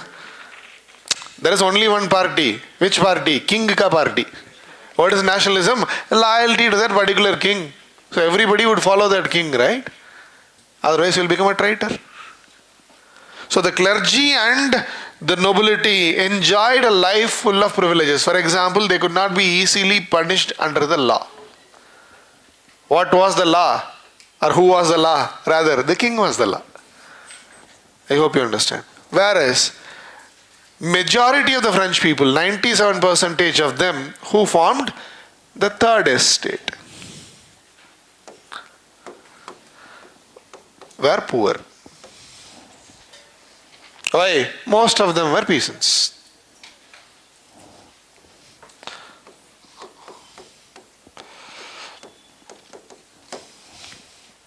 So majority in the third estate were the peasants. But in addition to peasants, we had artisans, handicraftsmen, traders, and so on.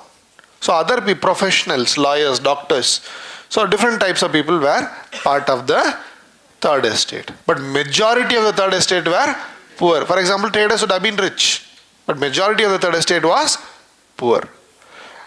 There was no concept of equality and individual rights. Meaning, the third estate did not have any privileges. The third estate did not have any privileges.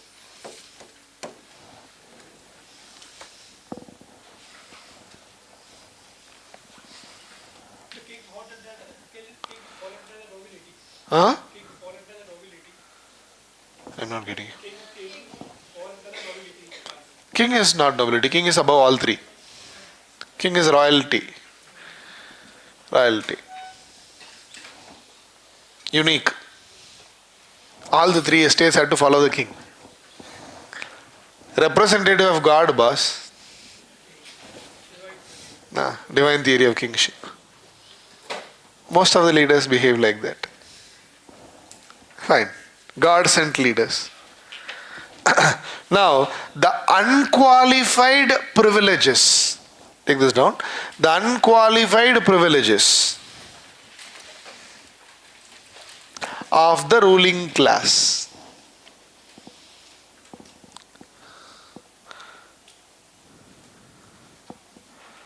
The unqualified privileges of the ruling class disappointed the common people. Disappointed the common people. What do you mean by unqualified privileges? Nobles got such privileges because they were born in such families, not because of their qualities. Unqualified privileges. Clear? The third set of causes. Economic causes.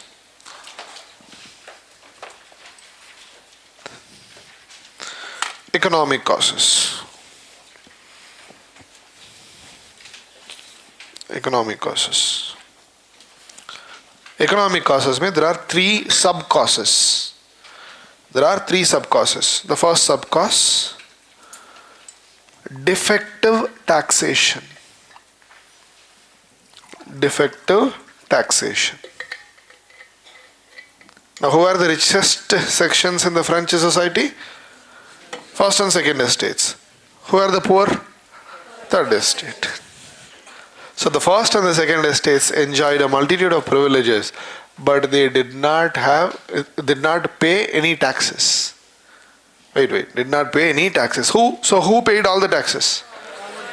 Third estate. Defective taxation. Ambanis, Adanis did not pay taxes. Common people paid taxes. Defective taxation, may please write down. Take this down.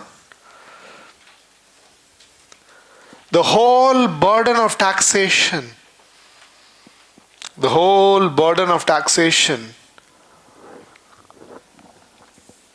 had been imposed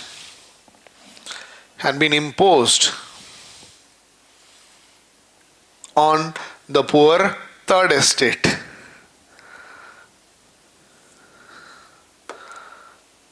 On poor third estate.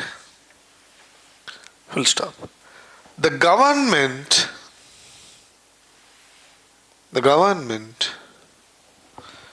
appointed private individuals for tax collection. The government appointed private individuals for tax collection who extracted as much taxes as possible. Who extracted as much taxes as possible. So common people paid taxes, the privileged sections did not pay taxes. Even the tax collection methods were harsh because it was done by private people. That is why there was a saying in France, Sar, the clergy, they pray to God. The nobles, they fight for you. But we are forced to pay for you. No choice. So how much of their income did the French people paid in taxes? An average peasant in France, approximately, paid about 80% of his income in taxes. 80. A peasant had to pay 80% of his income in taxes. Okay, there is no problem in paying taxes. There's no problem in paying taxes. Everybody would love to pay tax. Even in India today, we would love to pay taxes. Provided the tax money, tax revenue is spent responsibly, transparently, provided it benefits the people. Now, why do we save money, boss? Why do we save money? Why do your parents save money? There are three major things on which they save money. Everybody with some decent amount of money will have basic standard of life. That's fine. Three things because of which Indian parents save money.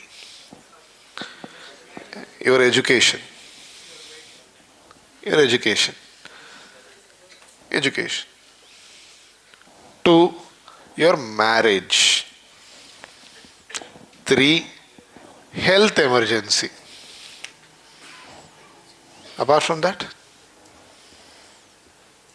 these are the three major counts on which we spend money. That is why we cheat the government while paying taxes. You know? Most of the Indians evade taxes. Why? They feel that they do not get any returns. Sir, I am paying tax. Make education free. Completely free. LKG to PhD. UPSC, yes. Possible. Governments can sponsor you. Based on some quality criteria. Make education completely free. Make healthcare completely free. If you say dowry is illegal, implement it, strictly. Limit the spending in marriages, fine. Now we'll pay 80% of the income in taxes. Why? Everything is free. Take all the income. No problem. but they won't do it. They can, gradually they won't. Why? Who owns the educational institutions? Who owns the hospitals? I'll leave it to your judgment. It's a business, right? End of the day.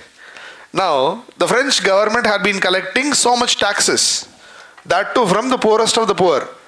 On which account did they spend these taxes? Unnecessary wars, lavish life. So second economic cost, declining finances. Declining finances. Declining finances.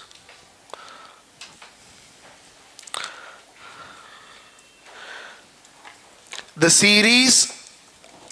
series of costly wars. A series of costly wars from the times of Louis XV. A series of costly wars from the times of Louis XV. Comma.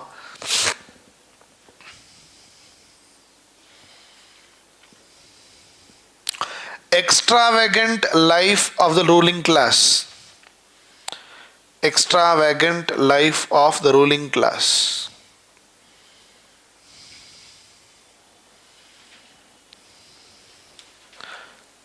Increasing expenditure of the court. Increasing expenditure of the court. And widespread corruption.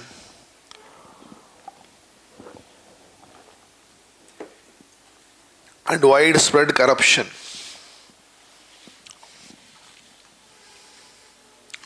Resulted in chronic fiscal deficit. Chronic matlab? So a problem that is continuing for a very long time. Chronic fiscal deficit. Full stop.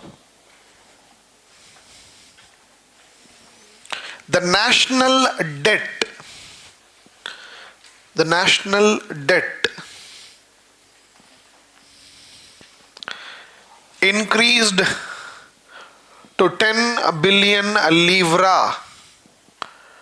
The national debt increased to 10 billion livra.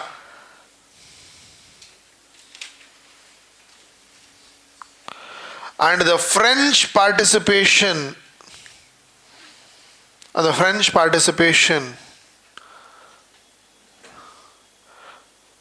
in the American War of Independence, the French participation in the American War of Independence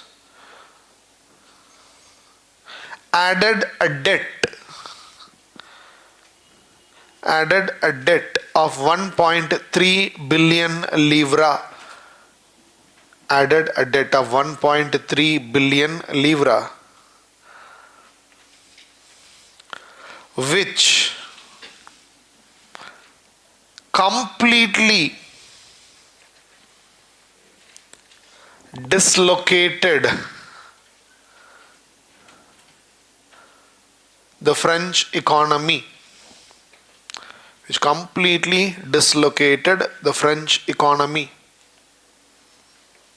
So France was facing an economic crisis already. On top of it, they participated in the American War of Independence, adding more debt. So France was staring at an economic bankruptcy. French economy was going to fail. So what would any government do? They will try to introduce some economic reforms. They'll consult experts and try to introduce economic reforms, which the French government also did. But these economic reforms failed. So third economic cause, failure of economic reforms. Failure of economic reforms.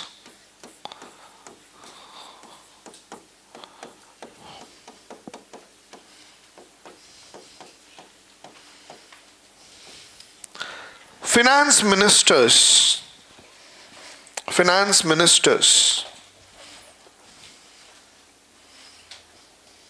like Turgot and Necker on the board. Finance ministers like Turgot and Necker. Turgot, Turgot and Necker. Proposed reducing the court expenditure.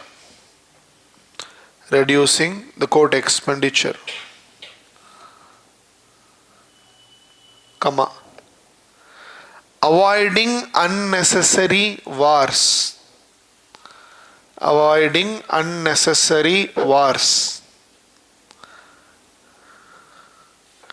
And taxing the nobility.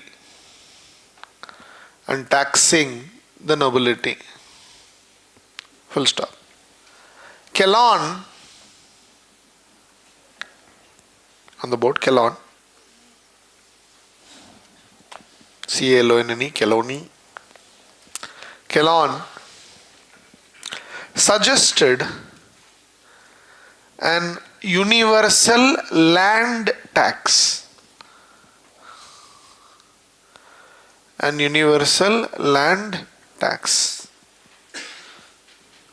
To solve the crisis.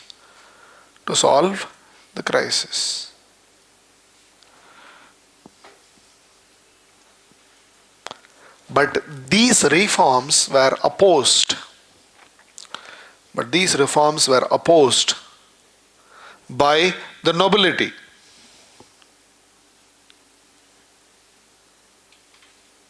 Who were supported by the Queen. Supported by the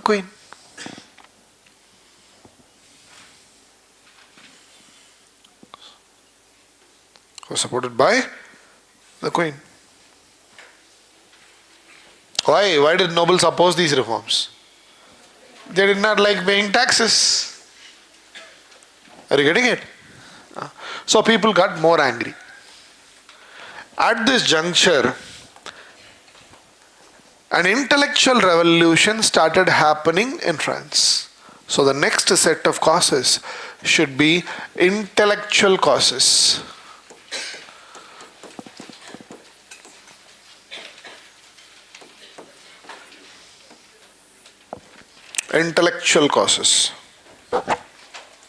Yes, boss. A land tax imposed on all holders and owners of land, which would also include nobility. That is why the nobles opposed. Because they control most of the agricultural land, right? They had to pay taxes which they did not like.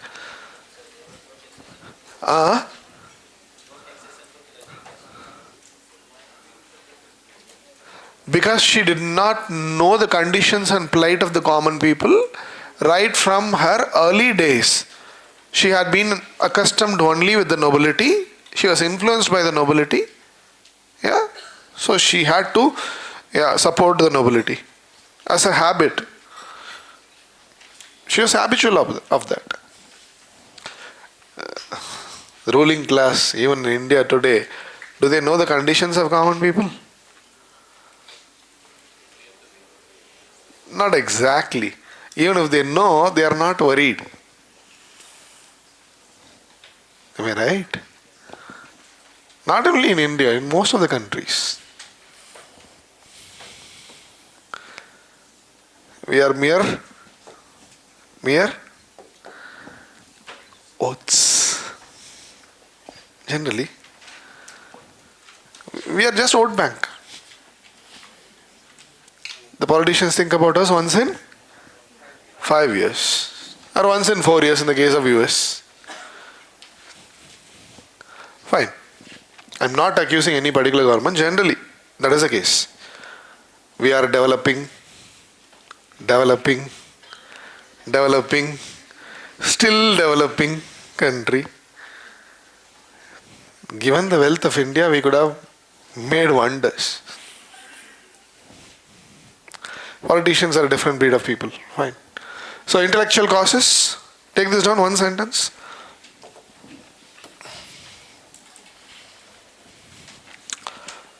Before the revolution of 1789,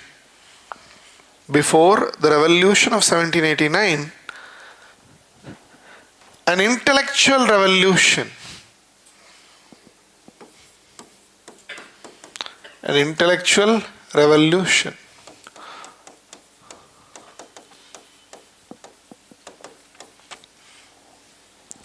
had been sparked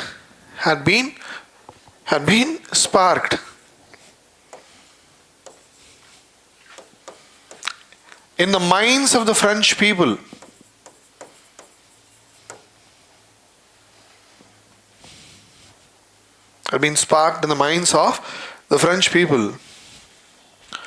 Due to the contributions of philosophers.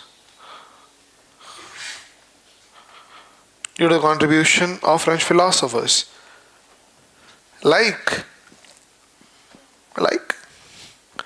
Voltaire, Montesquieu, and Rousseau.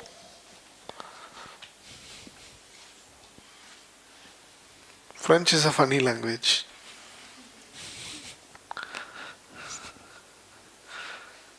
Rousseau ka full name is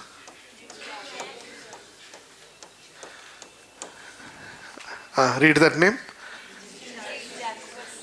Jean-Jacques Rousseau. Not Jacques. Jean-Jacques Rousseau. Jean-Jacques Rousseau. Funny language. France had two capitals, for example. The royal family used to live in a place called Versailles. King and his family were living in Versailles. That was a political capital. Administrative capital was Paris. Funny language. So is English.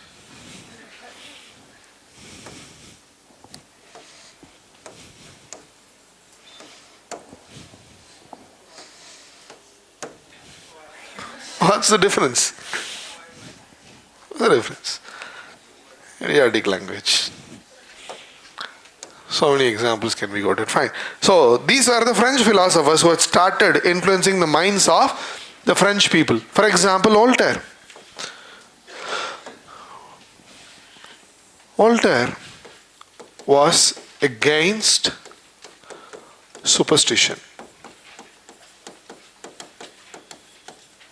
and hence domination of the church. Voltaire was against superstition and hence the domination of the church.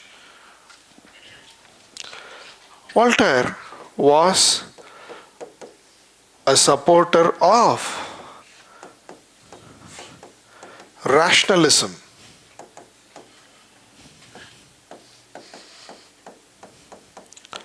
Freedom of speech and religion.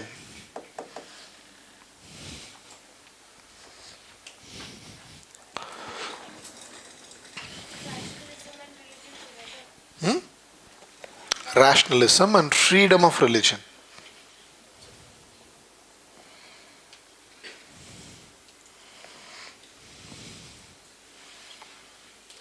If you feel that your religion is superstitious, I can choose some other religion. And he suggested that the French rulers should be benevolent despots. So he suggested benevolent despotism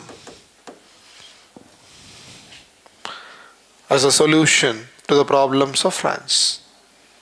Benevolent despotism. What is despotism?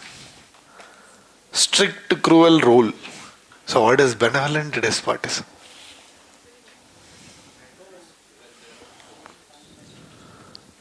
You want to improve the conditions in the country, You are interested in the welfare of the people, but you are behaving like a sadist to achieve that. Because people are not listening to you. Violate the traffic signal, you have to pay a fine of 5 lakh rupees. Let's say a law is being brought in India. If you violate the traffic signal, you have to pay a fine of 5 lakh rupees. Arey yaar, this guy has become a pagal. He is trying to get all the money from the people. You don't have to pay even a single paisa if you don't violate the signal. That ruler wants to reduce the deaths due to traffic accidents. But he'll be seen as a despot. But he's actually interested in the welfare of the people, so he's a benevolent despot. Your mothers are benevolent despots. Seriously, have you seen a mother feeding her young kid, a toddler? The child will run here and there, throw all the tricks in the world as to not to eat the food. A surgeon performing an open heart surgery on a kid seems like a despot. Arey yaar, so much blood, gore. How is this guy able to tolerate? Does he not have any heart? He's interested in the welfare of the kid, health of the kid. That is why he's doing it. So he told that yes, rulers can be strict, but they have to be benevolent. So he asked the Bourbons to be benevolent despots. Logical. Montesquieu, he came up with a concept called separation of powers. Separation of powers between the legislature, executive and the judiciary.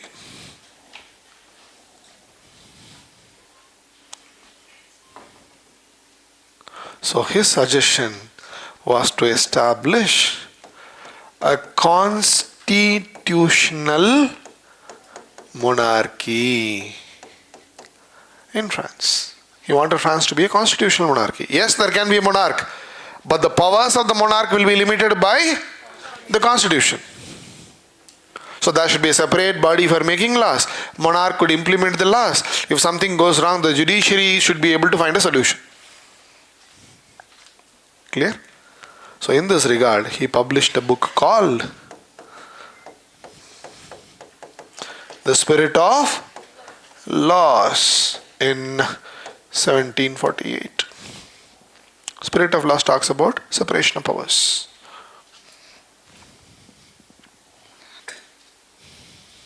Rousseau, the most important among all the philosophers. So what did he talk? What did he say? Rousseau believed in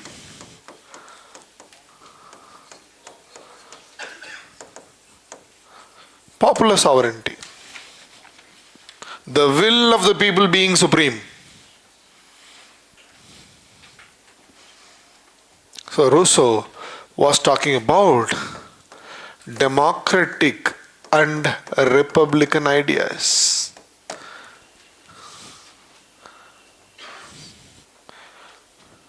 So he wanted the people to decide the fate of France. Democratic and republican ideas. In this regard, he published a book called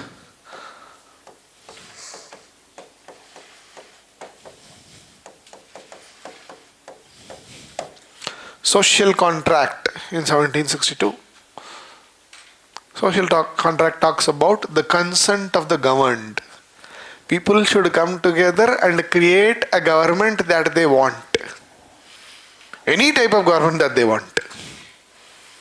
The government should rule the people with the consent of the people. He says, the people have the power to create and remove governments. So, of all the philosophers, the most important one is Rousseau, and the most important work is Social Contract. So that is why Social Contract came to be known as the Bible of the French Revolution.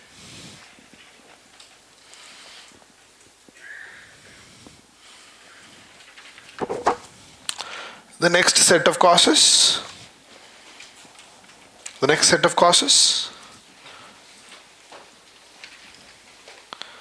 should be impact of American Revolution or impact of American War of Independence.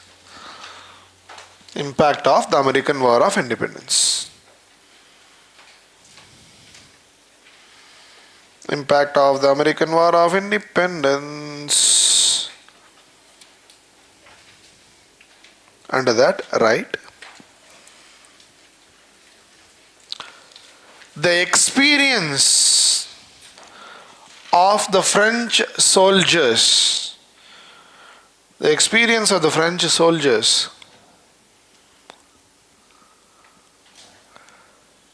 returning to France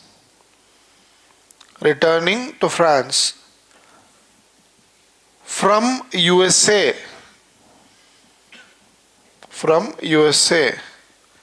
after the American War of Independence. After the American War of Independence. Greatly inspired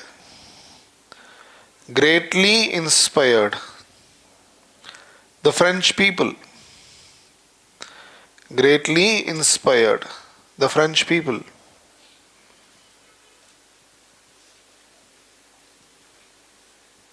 Full stop. They started believing in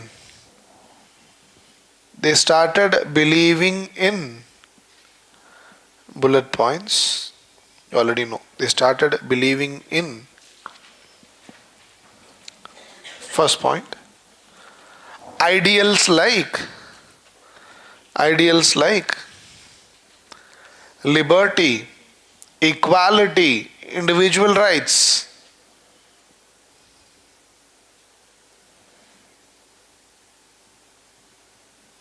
Two, concepts like no taxation without representation.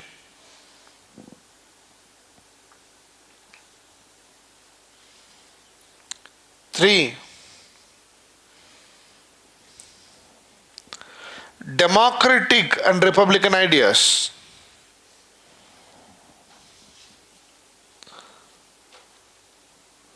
Four,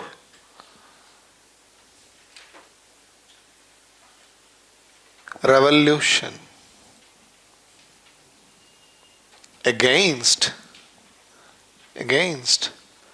despots. Revolution against despots. Now they were getting ready for revolution. Already the French philosophers had inspired them.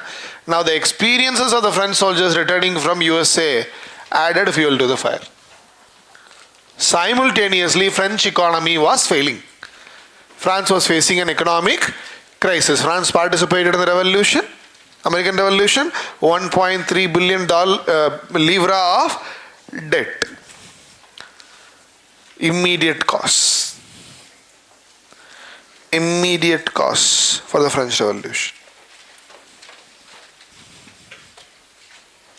Immediate costs.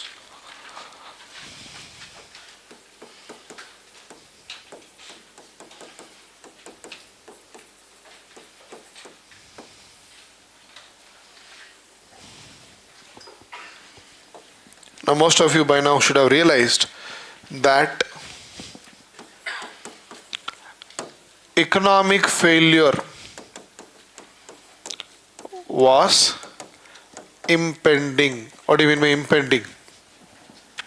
About to happen. French economy was going to fail within a short time. And the only way forward was to levy fresh taxes. Only way forward was to levy fresh taxes. Levy fresh taxes on whom? Common people.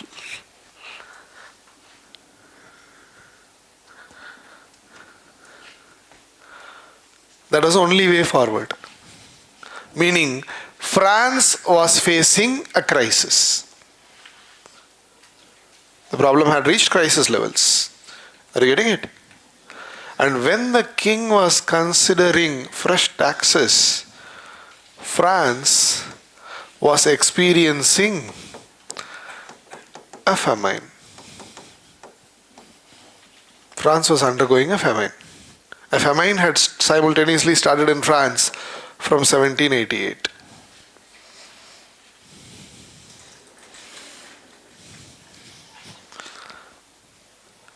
And the prices of food grains had almost gotten doubled. Food inflation was very high.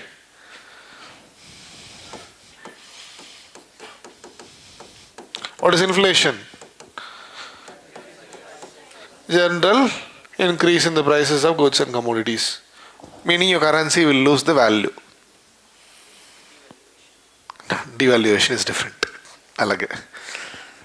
General increase in the price of goods and commodities. Why? Scarcity. Goods are not available. Food grains are not available. So food inflation was very high. Already people were paying 80% of the income in taxes, hand to mouth living. Now food prices had gotten doubled due to a famine, and the king was about to introduce new taxes. Why would a revolution not happen? I didn't get that. Siri. Yeah. Are you getting it? A new revolution was going to happen because of such conditions. Take this one sentence down. Thus, from the above discussion, we can understand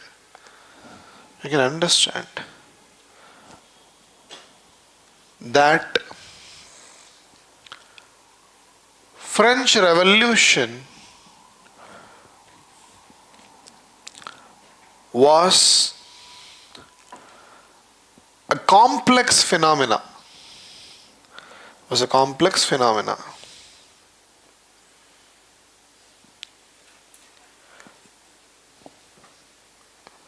Which happened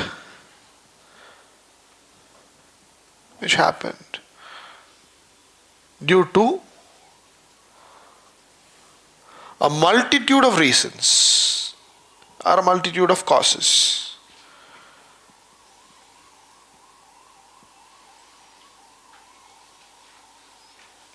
Among which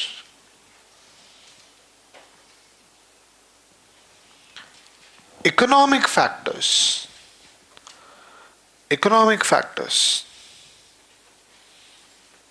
played the most important role. Economic factors played the most important role. The train, TRAIN, train which was fueled by philosophy, TRAIN, train which was fueled by philosophy, was fired by finance.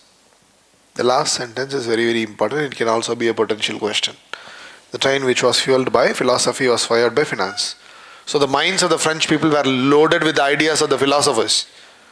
Now who set the ideas on fire? Financial reasons. The king was going to levy taxes. French economy was failing. So French Revolution was more due to economic factors. But before the king levied taxes, historically, whenever France was facing crisis, the king used to ask for the opinion of the people. It was a tradition. So whenever France faced a crisis historically, the French kings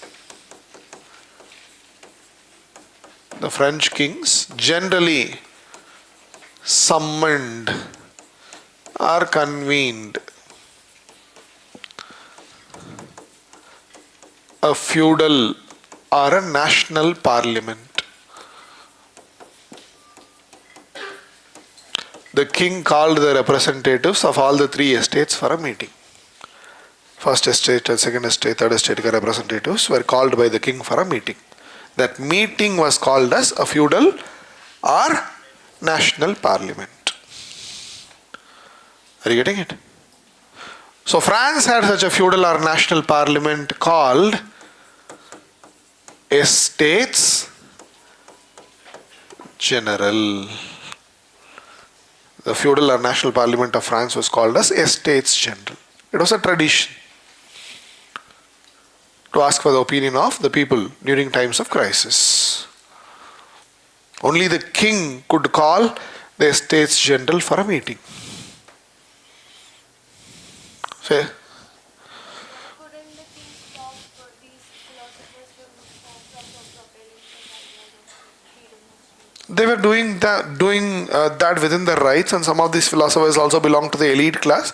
It was just philosophy, right? But then it became the cause of something. Nobody anticipated such a revolution. At least till the times of Louis XVI, till the American War of Independence, nobody expected such a revolution. Even though King Louis XV had predicted that there will be total destruction after me, nobody took it seriously. And that is what indecisive rulers like Louis XVI do. They don't go left as well as right. They stay where they are. That is what you mean by being indecisive. You have to take one side, now if you're a strong ruler. And that has to do with the nature of the rulers. So Estates General was the national parliament of France. Some books will call Estates General as National Assembly. It was an assembly of people, right? So National Assembly is also fine.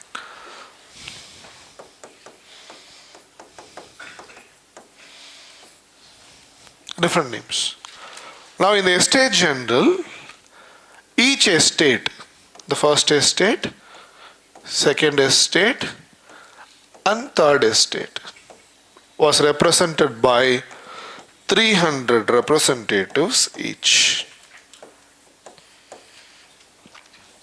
300 representatives each. So first estate had 300, second estate had 300, and the third estate had 300 representatives in the Estates General. So whenever a meeting happened, 900 representatives used to meet under the authority of the king.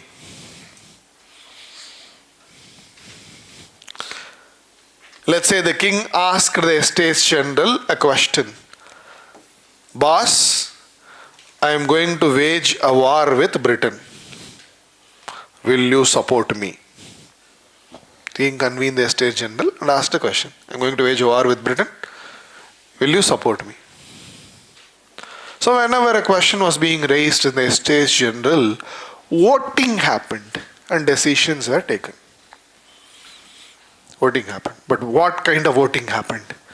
They had estate-wise voting.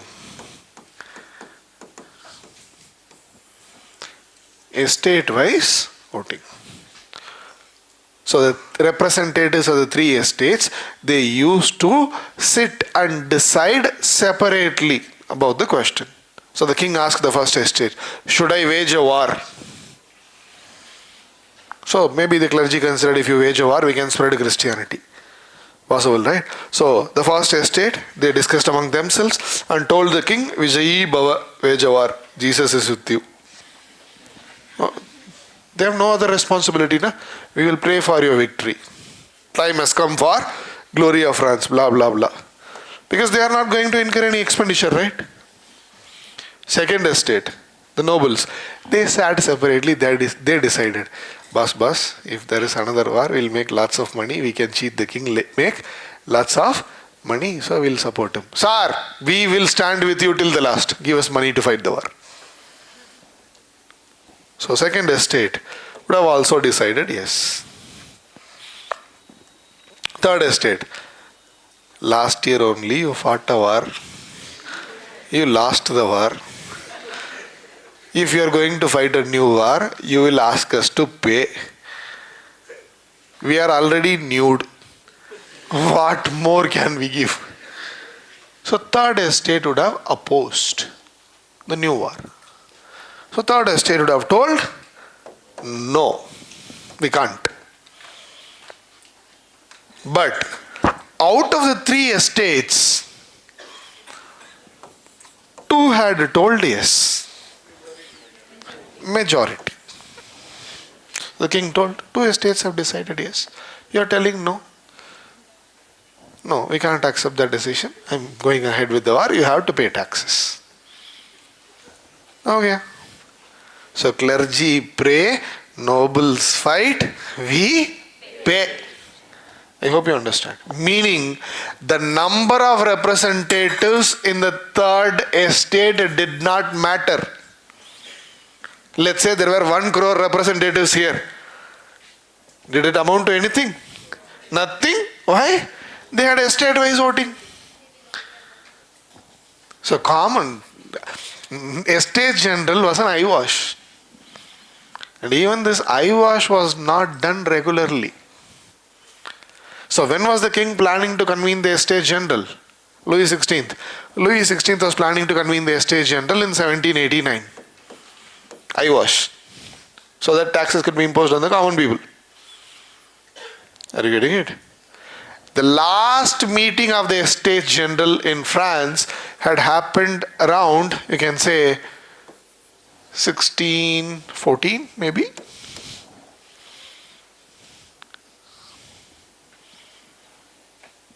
So for 175 years, even that eyewash was not done regularly.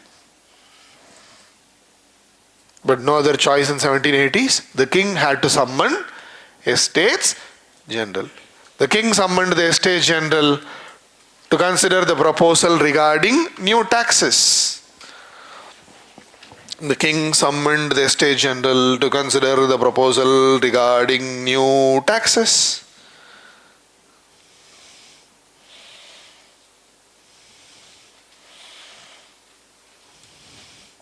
In May 1789.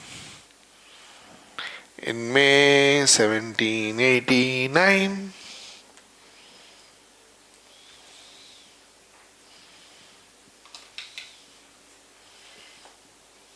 and the subsequent developments resulted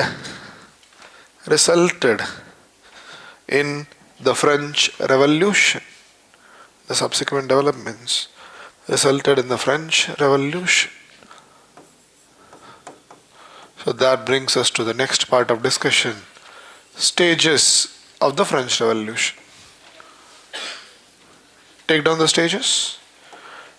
As I already told you, there are 4 stages in the French Revolution. There are different stages in the French Revolution. To be exact, 4. The first stage should be National Assembly and fall of Bastille.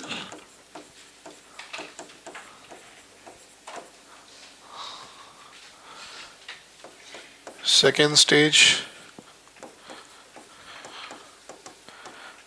National Convention and reign of terror.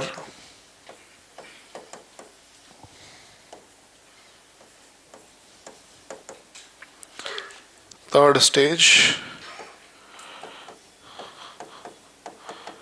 the Directory.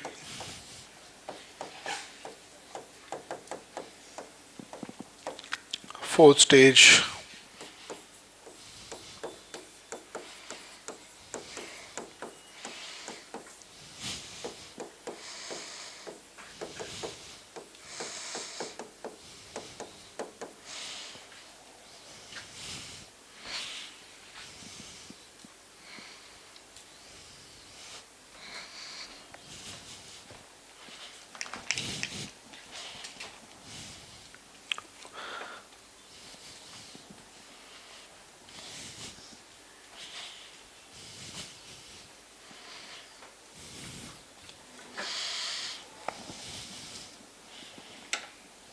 any questions here?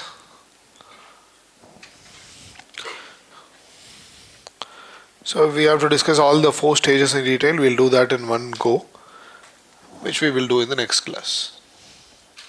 Yeah? Even if I start the first stage, I'll be in the first part of it. I'll not be able to complete it. I need at least 40 minutes to complete the first stage. I don't want to break it. So I've lost 25 minutes in your batch. I have to keep a track of it. I'll extend the class some other day. I'll give you a break. So if you got any doubts till now, please do ask. And before you come to the next class, revise. Your friends have been asking me, sir, is class notes sufficient? More than sufficient, don't worry. Second thing they asked, should you remember everything? No, absolutely not. Absolutely not. See, should you remember everything that I told you? No. Use the discussions to create a flow and understand. What you should remember will come out of experience. For example, try to take a question about Industrial Revolution and answer that question. I told you about a question, right?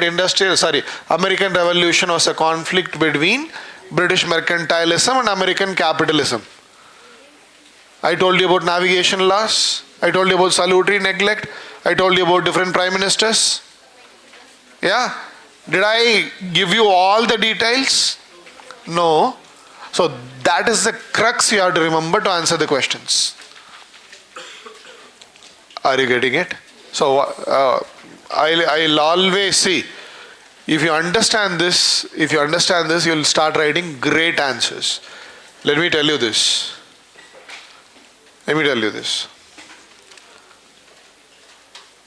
Answer writing is similar to cooking a dish.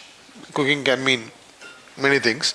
Cooking a dish. For example, you go to a costly restaurant and order a 5,000 rupee biryani, chicken biryani, let's say. After half an hour of waiting, the waiter brings you fried rice, but bills you for biryani. Will you accept? No. You are expecting a biryani. The waiter tries to justify. Sir, main ingredients in chicken biryani, chicken rice. Main ingredients in fried rice, chicken rice. Kindly adjust, don't make a scene out of this. Pay and get lost. Will you be willing to accept? No. Meaning, the basic data, content about any answer, any question will remain the same.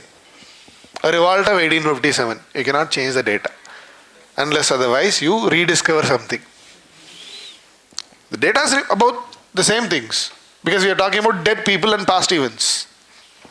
Are you getting it? But the moment you see a question about revolt of 1857, you should not write everything that you know. Sir, 3-hour class happened, sir. 10 pages. No, not required. Not required. Why? If they have asked for a chicken biryani and you present a fried rice, UPSC will throw the answer in your face. Give a list of important developments during the revolt of 1857. You should not write everything that you know. Only what is asked. Discuss the causes for the revolt of 1857. No story is required. Only the causes is required. Impact of the revolt of 1857. Only the impact is required. I hope you understand. So likewise, you should try to understand the question and present only the relevant data, which will come to you only if you try answering a few questions. It does not matter what you have accumulated here. What matters is how you put that into use. So the easiest way to crack this exam is this. Go through the classes, understand different perspectives, don't miss anything, but start practicing answer writing. Almost don't overdo it. Start with one answer a day. You'll not write good answers. I can write it, sign it, give it to you. Because you are Indian students brought up in Indian mentality, you cannot write good answers. Unless otherwise you have that specific skill set. Why? Indian mentality is this: given, to prove, proof, hence proved. That is typical template, Indian template. How many of you sincerely did your assignments in college? One Balika Bagra will do the assignment, you will copy. I also did the same thing. Traditional Indian students, right? One assignment I copied his name also. Seriously. Makasam. Seriously. That is Indian student ka mindset. We studied the night before the exam to get that grade. That will not work here. Why am I telling you this now? I don't know when I'll be meeting you the next time. Maybe it is after a week, after 10 days, after a month. Nobody knows. Let them schedule. But in the meantime, try answering a few questions. If you have a doubt, don't ask me for answers, ask me for ideas in WhatsApp. Sir, what is the answer to this question? I cannot obviously type an answer and send to you. I hope you're getting it. Try doing it. We'll take the discussions further in the next class. Before coming to the next class, before the world history class is scheduled, revise the French Revolution notes and come to the class. If you have a doubt, stay back, else you're free to go.